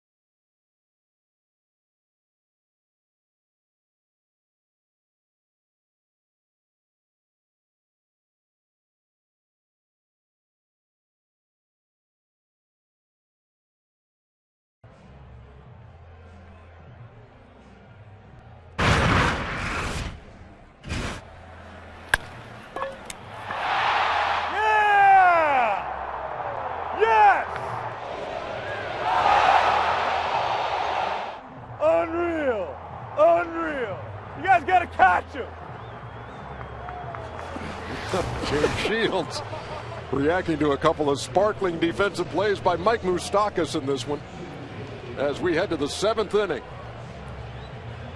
Royals lead the series 2-0. Lead game 3 2-1, and as we've seen so many times, Gerard Dyson, after he pinch runs, goes into the game in center field, and Lorenzo Cain moves to right. And we've also seen this, the 7th inning guy, Kelvin Herrera, is on, facing J.J. Hardy. Listen, you got to look at it this way. If you're the Royals, it's exactly what you want. You're leading after 6. You got the trio to come in. But if you're the Orioles coming into the series, you knew at some point you're going to have to beat these guys, the 7th, 8th, and 9th inning guys, if you're going to win this series. Have to do it tonight. 2-0. Hardy has knocked in the only Baltimore run. He doubled after Steve Pearce had doubled in the 2nd. He grounded out to third in the fourth. There's a strike, 2-1.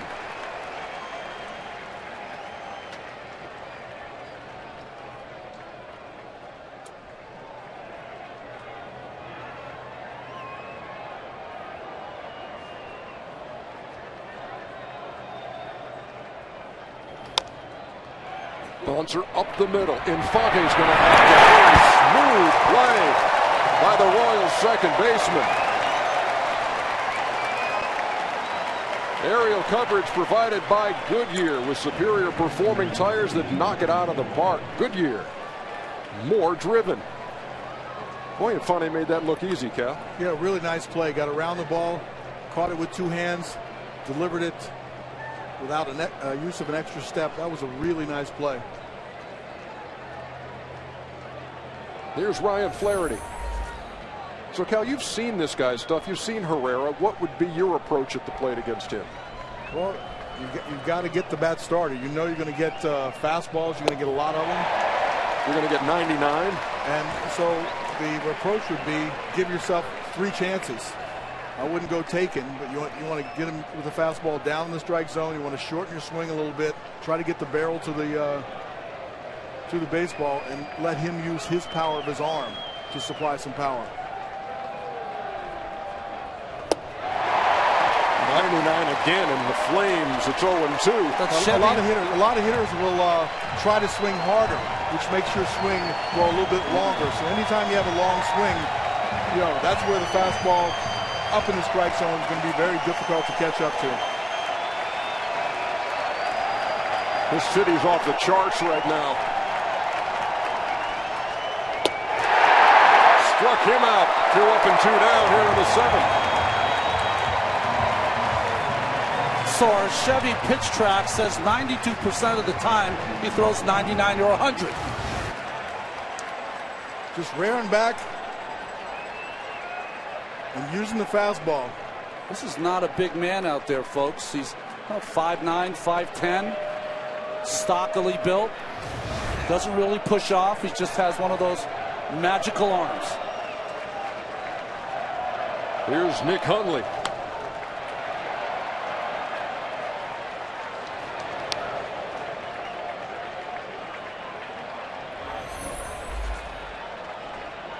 He's got this reputation of now as this guy who will not give up the long ball, but last year, his first 34 appearances, he gives up 9.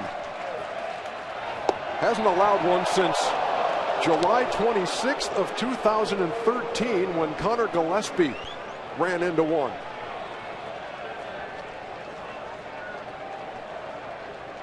It's a combination of the velocity. You're up close around 100 miles an hour, and he also has a really good changeup that is hard as well, about 90 miles an hour. But you got to worry about the fastball facing him.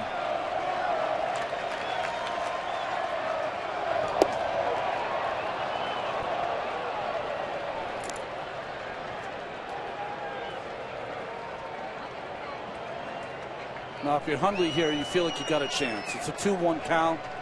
You got to feel like you know the fastball's coming. Just started early. 2 balls, 1 strike.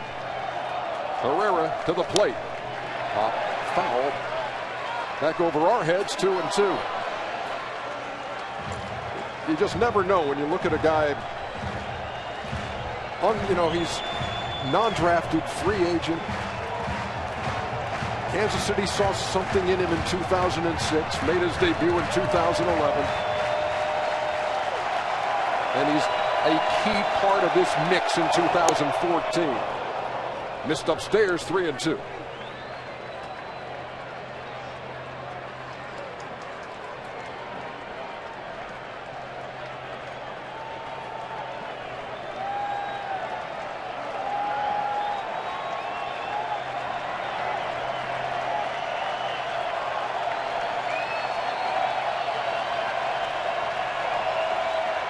Payoff pitch. Foul back again.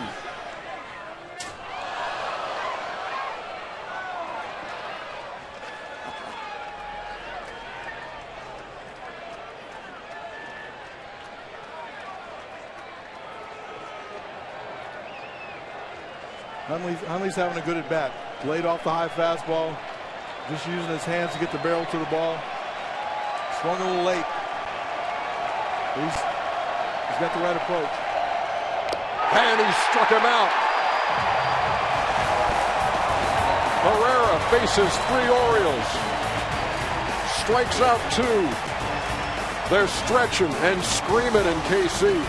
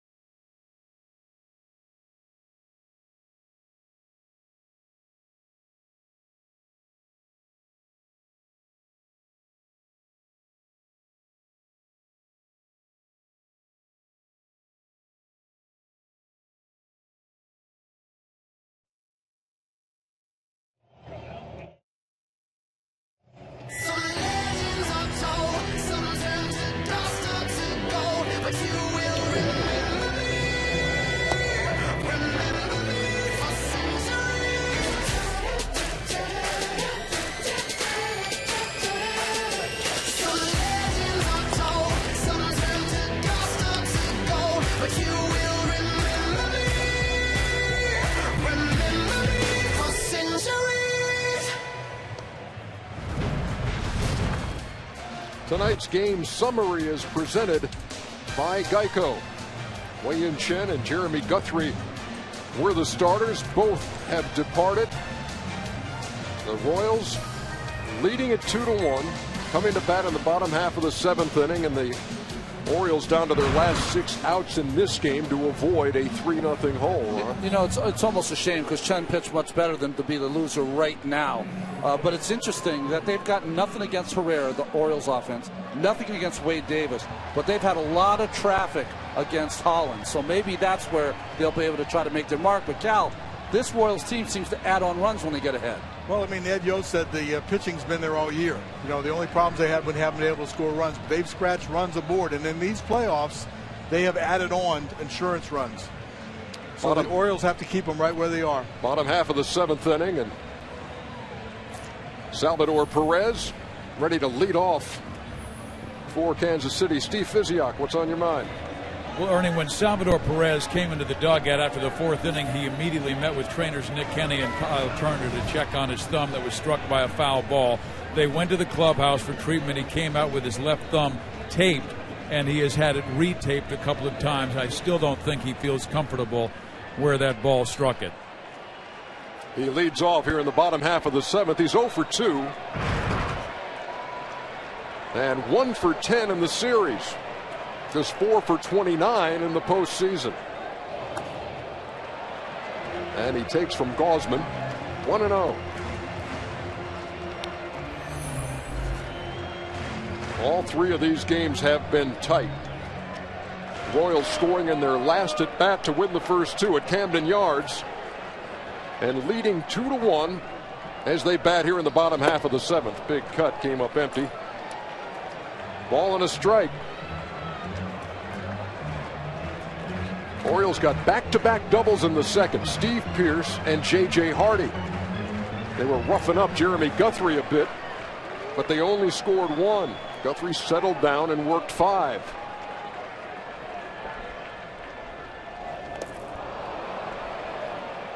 One and 2 to Perez.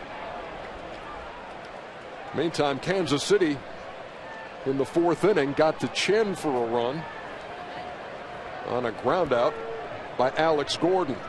And then in the 6th, pinch runner Gerard Dyson scored on a Billy Butler sacrifice fly, and that's where we stand, 2-1. Was that ball actually in Hundley's mitt there when Perez hit it, Cal? Yes. That was an emergency swing for sure.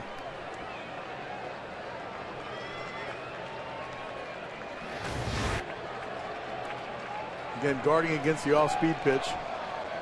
The ball is almost in the glove. There's a good angle to see how far behind he hits it. But he gets himself another shot. The 1-2.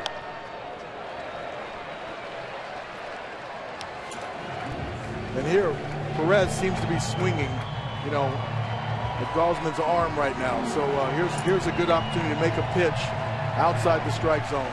Breaking ball down, fastball up out of the strike zone.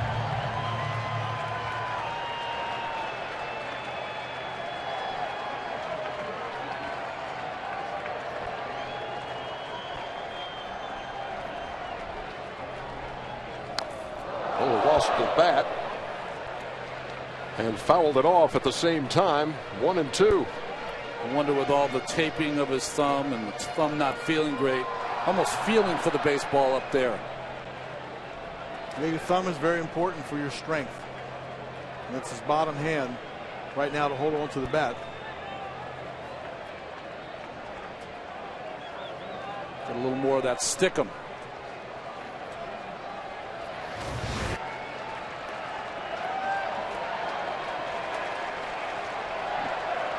Perez letting go, and the bat winding up back at the screen.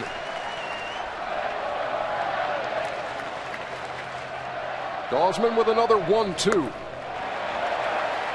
Count even. Perez, I mean, you talk about a postseason in which he has taken some shots. Josh Hamilton hit him in the head with a backswing in the ALDS. He got that same kind of treatment tonight early on.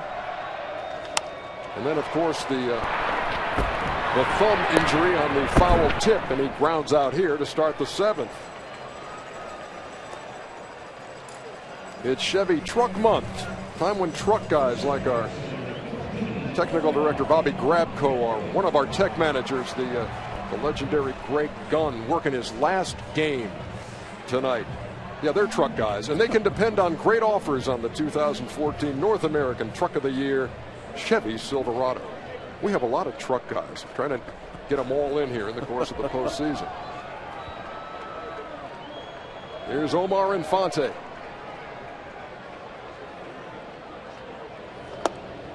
He takes a strike. Infante singled in the 3rd, wiped out in the double play, struck out in the 5th. I thought that was an interesting pitch selection. Starts him off with a changeup. Infante has a reputation to be able to hit the fastball, no matter how hard you throw it. Right back to the changeup. 0-2. Ronnie, you got to like what you've seen of this kid, huh? Well, when you see pitches like that from Gausman, at some point he's going to be one of their most valuable starting pitchers. I know he's in the pen now, but at some point he's a guy that is going to give you 200 innings, win you 15 games. That's how much talent he has. Grounded to short. Hardy throws him out. 2 up and 2 down here in the bottom of the 7th.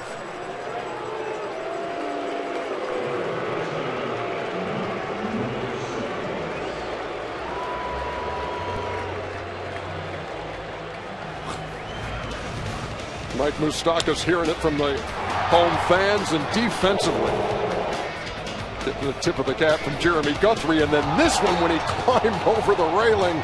Their fans have got his legs and they're holding him up, and he made the play.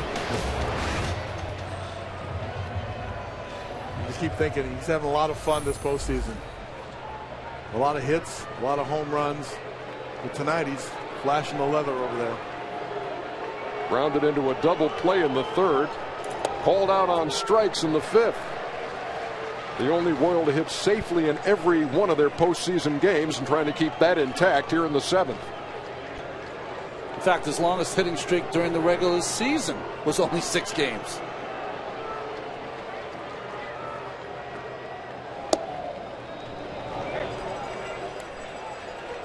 Ball and a strike. The 8th inning guy, Wade Davis, getting ready for his appearance here in Game 3.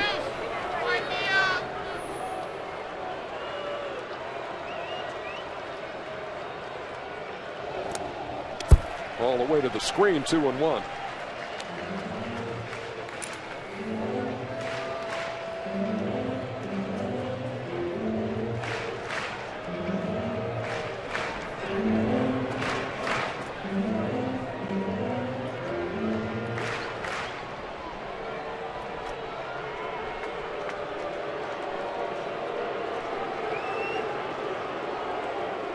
Gosman to Moustakas, up and away.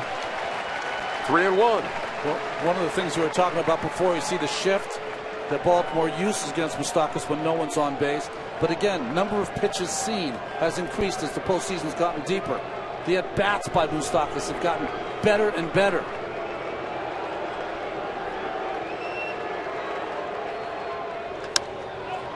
To first. Pierce on the short hop.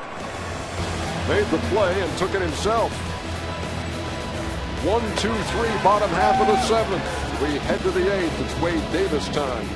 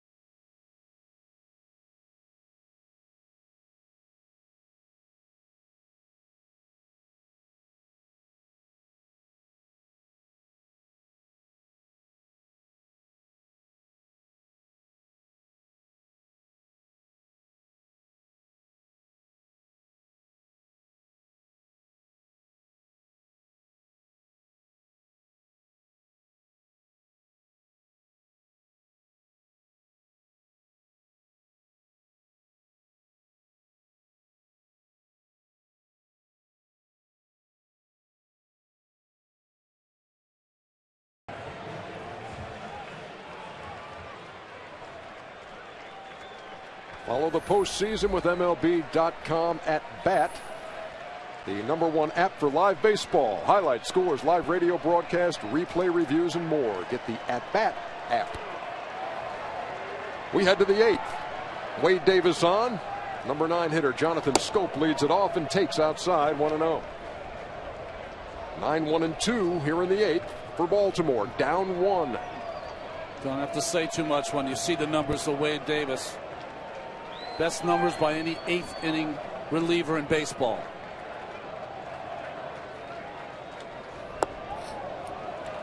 That was an interesting choice. He shook to a 1-0 curveball. And he got a cutter that's 94. You don't need to fool him with a 1-0 curveball.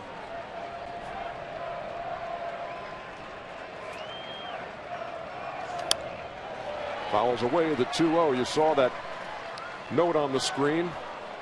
10 in a row retired since the last Oriole base runner. That was Ryan Flaherty with a walk in the 4th. Their last hit came from Nick Markakis to lead off the 3rd.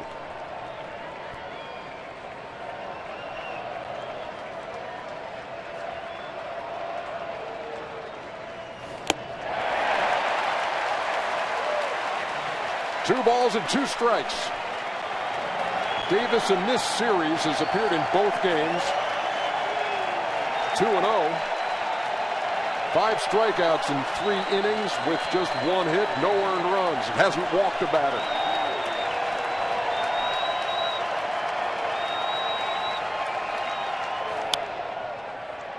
Schoop stays alive. 2-2. Baltimore versus Detroit in the ALDS. They scored 12 big runs in the 8th inning. In this series, not one. Well, against a bullpen in Detroit that was really struggling. Not the same here. Yeah, it had an 8-run 8th in the opener of that series, and a 4-run 8th in big game 2. Schoop goes down swinging. Perez will have to throw down the first to complete the strikeout. 1 down here in the 8th. So Herrera struck out the last 2 he faced in the 7th. Davis gets Schoop to lead off the 8th. More used to seeing Davis use that as the out pitch, the strikeout pitch, the curveball in the dirt, after setting up the cutter and the 98-mile-an-hour fastball. So here's the guy who has the last Baltimore hit, Nick Markakis. 1-3-0 for the Orioles.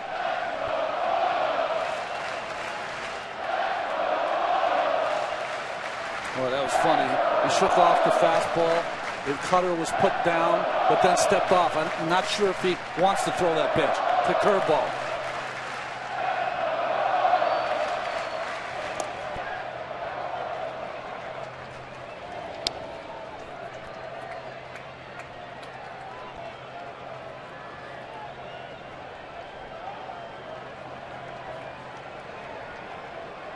Ned Yost getting 5 innings out of Jeremy Guthrie, 1 out of Jason Frazier, 1 out of Herrera, and now Davis on.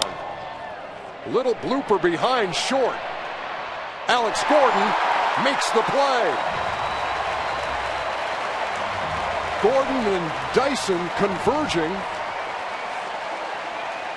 And the Gold Glover made the play. Not the most graceful one you'll see, but 2 out. It's almost like he stumbled when he got close to the ball.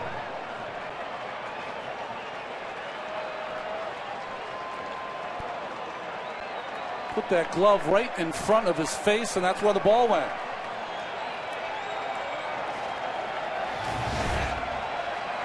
It's almost like he's looking at the lights, like he might have lost it there for a second. Yeah, that's the only logical explanation I have. He was closing ground on it really well. There was no problem about who was going to catch the ball. He must have lost it at the last minute. Gordon's first put out of the night comes here in the 8th.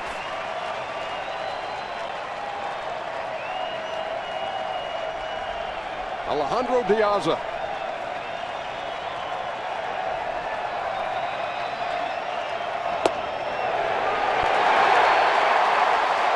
It's the first call that has benefited the Royals here with a pitch off the plate. This ball's away. Snapped back in place by Perez. And got the call from Joe West.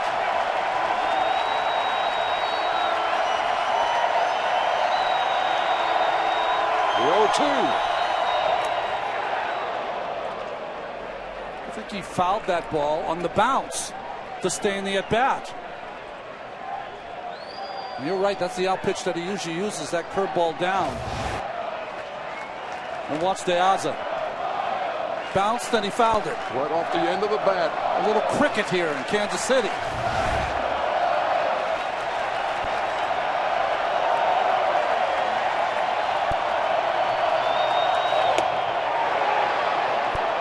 Just missed. Boy, did they want it here.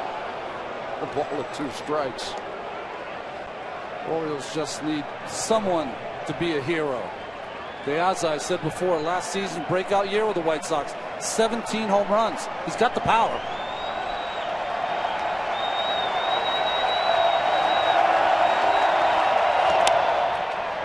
To first. Hosmer with a flip. And it's a 1-2-3-8. Baltimore down to its last 3 outs.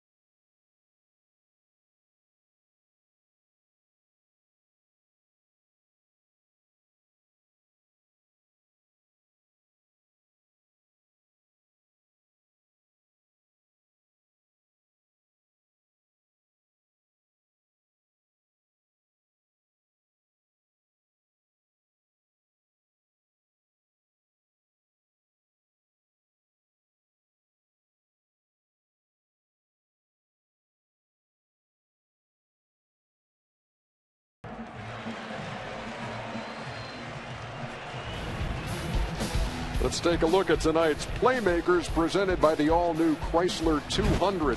He's due up third here in the 8th. Lorenzo Cain, 8 for 11 in this series. You know what we say, shake hands with him now, you get a third-degree burn. Here is Escobar leading it off, top of the order in the 8th.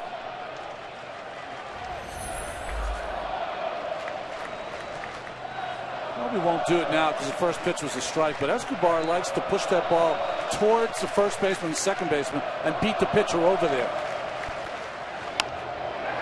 A little blooper, and Pierce flags it down in the outfield grass, 1 down.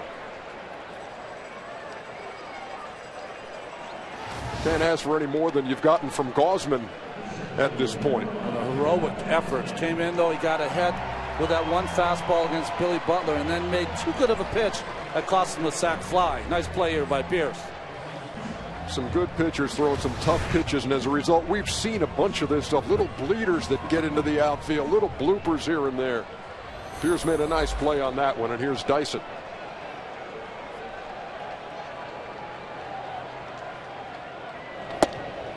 Shortened up as if to bunt and then took it for a strike. So if you're Ryan Flaherty, you are almost within arm's length of the guy who wears number 1 for Kansas City.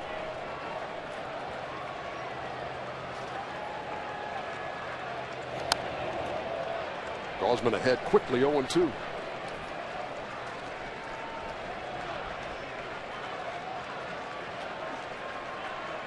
Another one of those great arms in the Baltimore pen. Andrew Miller, the left-hander, up and loosening. I mean, in this series, you've seen such tremendous bullpen performances from the likes of Miller and Davis, Herrera. There's just a bullet down there into the camera well.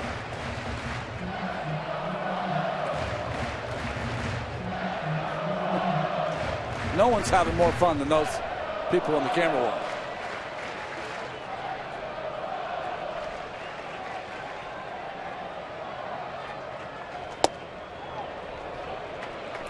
He tied him up, but missed a ball and 2 strikes.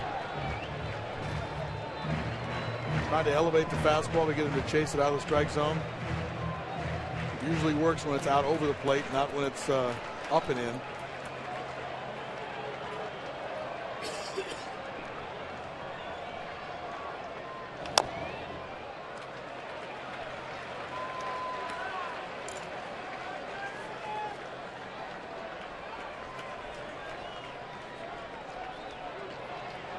We've seen Dyson primarily in that pinch running role, but earlier in the season he got some starts at center field. He hit .269, a homer, and 24 runs batted in.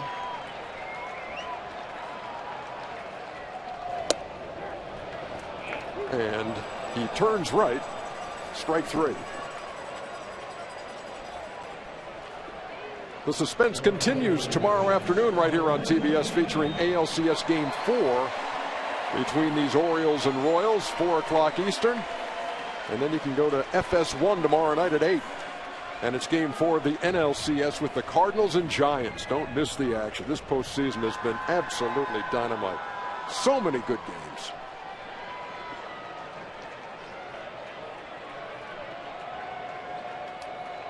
Here's Lorenzo Cain.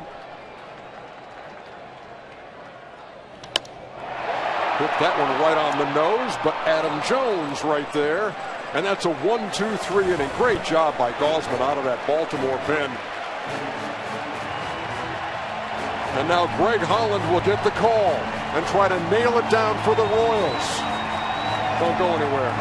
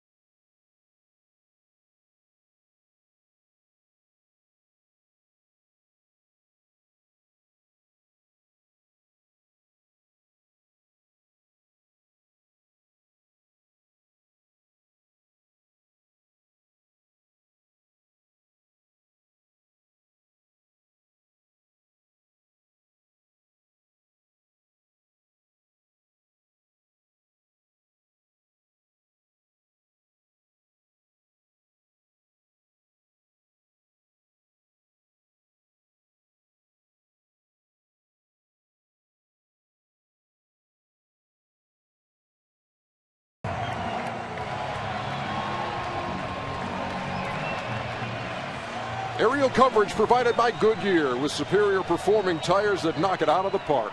Goodyear, more driven. Top of the ninth.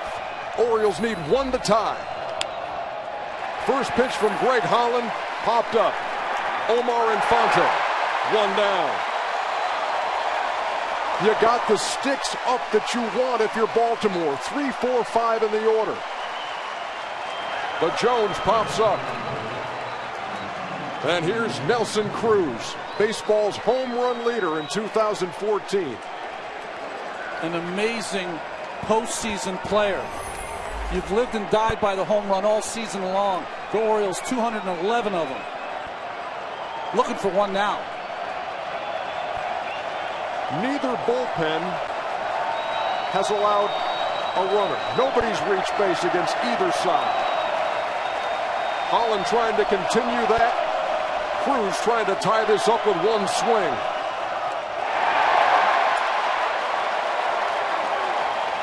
If Holland holds on here, you're going to hear about Herrera, Davis, and Holland. But maybe the biggest move was Jason Frazier in the 6th inning. Holland 46 for 48 save opportunities during the season. That almost hit him, went all the way to the screen. 4 for 4 in save opportunities here in the post. 40 home runs for Nelson Cruz and knocked in 108. We said it before. What makes him so valuable and tough to pitch to, Nelson Cruz, is that he can take you deep to right field, coast to coast. In the air, shallow right by the line. Lorenzo Cain makes the catch.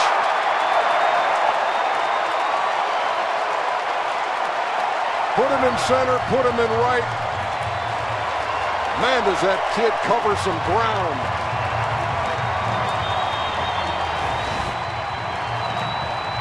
Fly ball that the wind is pushing towards the fence. Cain closes on it and knows exactly where he is. Nice play. And now here's Steve Pearce, who struck out to end game 2 against Greg Holland.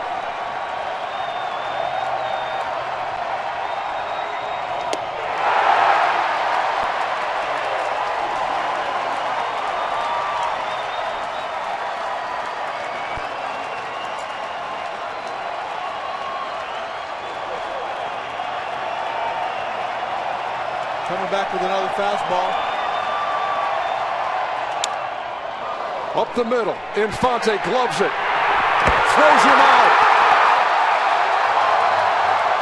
A KC masterpiece. It's 3-0.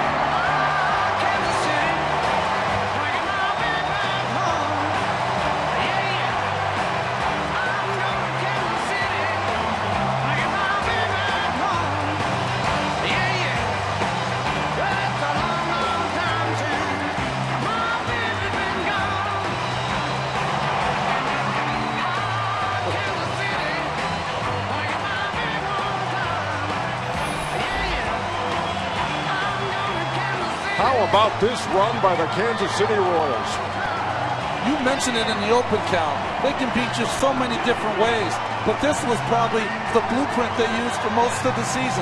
A little bit of offense, decent starting pitching or good starting pitching, and throw it to the bullpen. And an unhittable bullpen.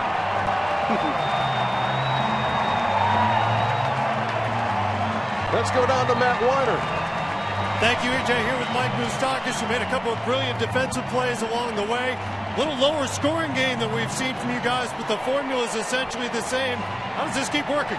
Just trying to find a way to win each night. I mean, no matter what, any way we can, just find a way to win. And again, our bullpen stepped up huge for us, and we were able to find a way to win late in the game.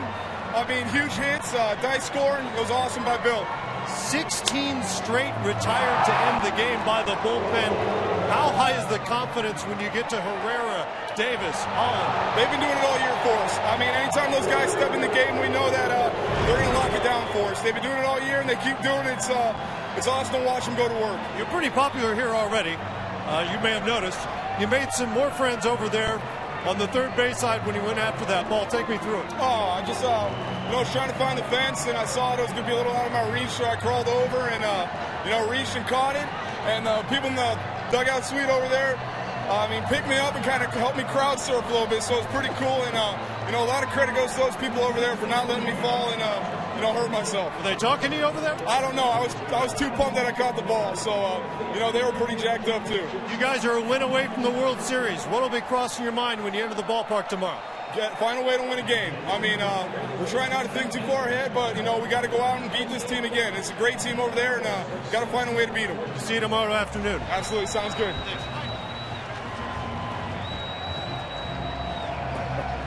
Oh, how about that? Well, Kansas City Royals, 3-0. Game 4 tomorrow afternoon. Back to wrap it up after this.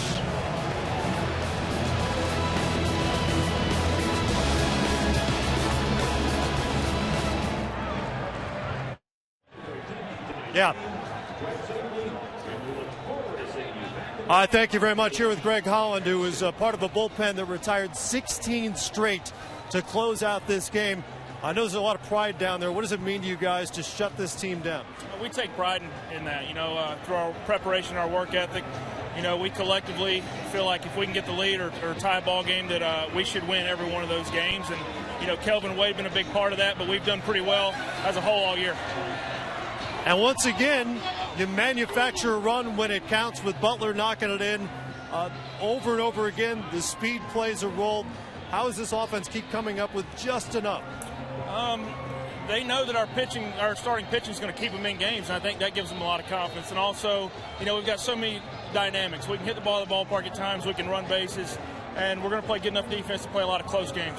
Your buddies Herrera and Davis, how good have they been? They've been, I want to say unbelievable, but I know how good of stuff they got, so I guess it is believable. They've been awesome, man. It's been a joy to watch. How do you close this thing out and get this franchise back to the World Series for the first time in 29 years? Hopefully get the lead early and build on it. Congrats. We'll see you tomorrow. Thank you.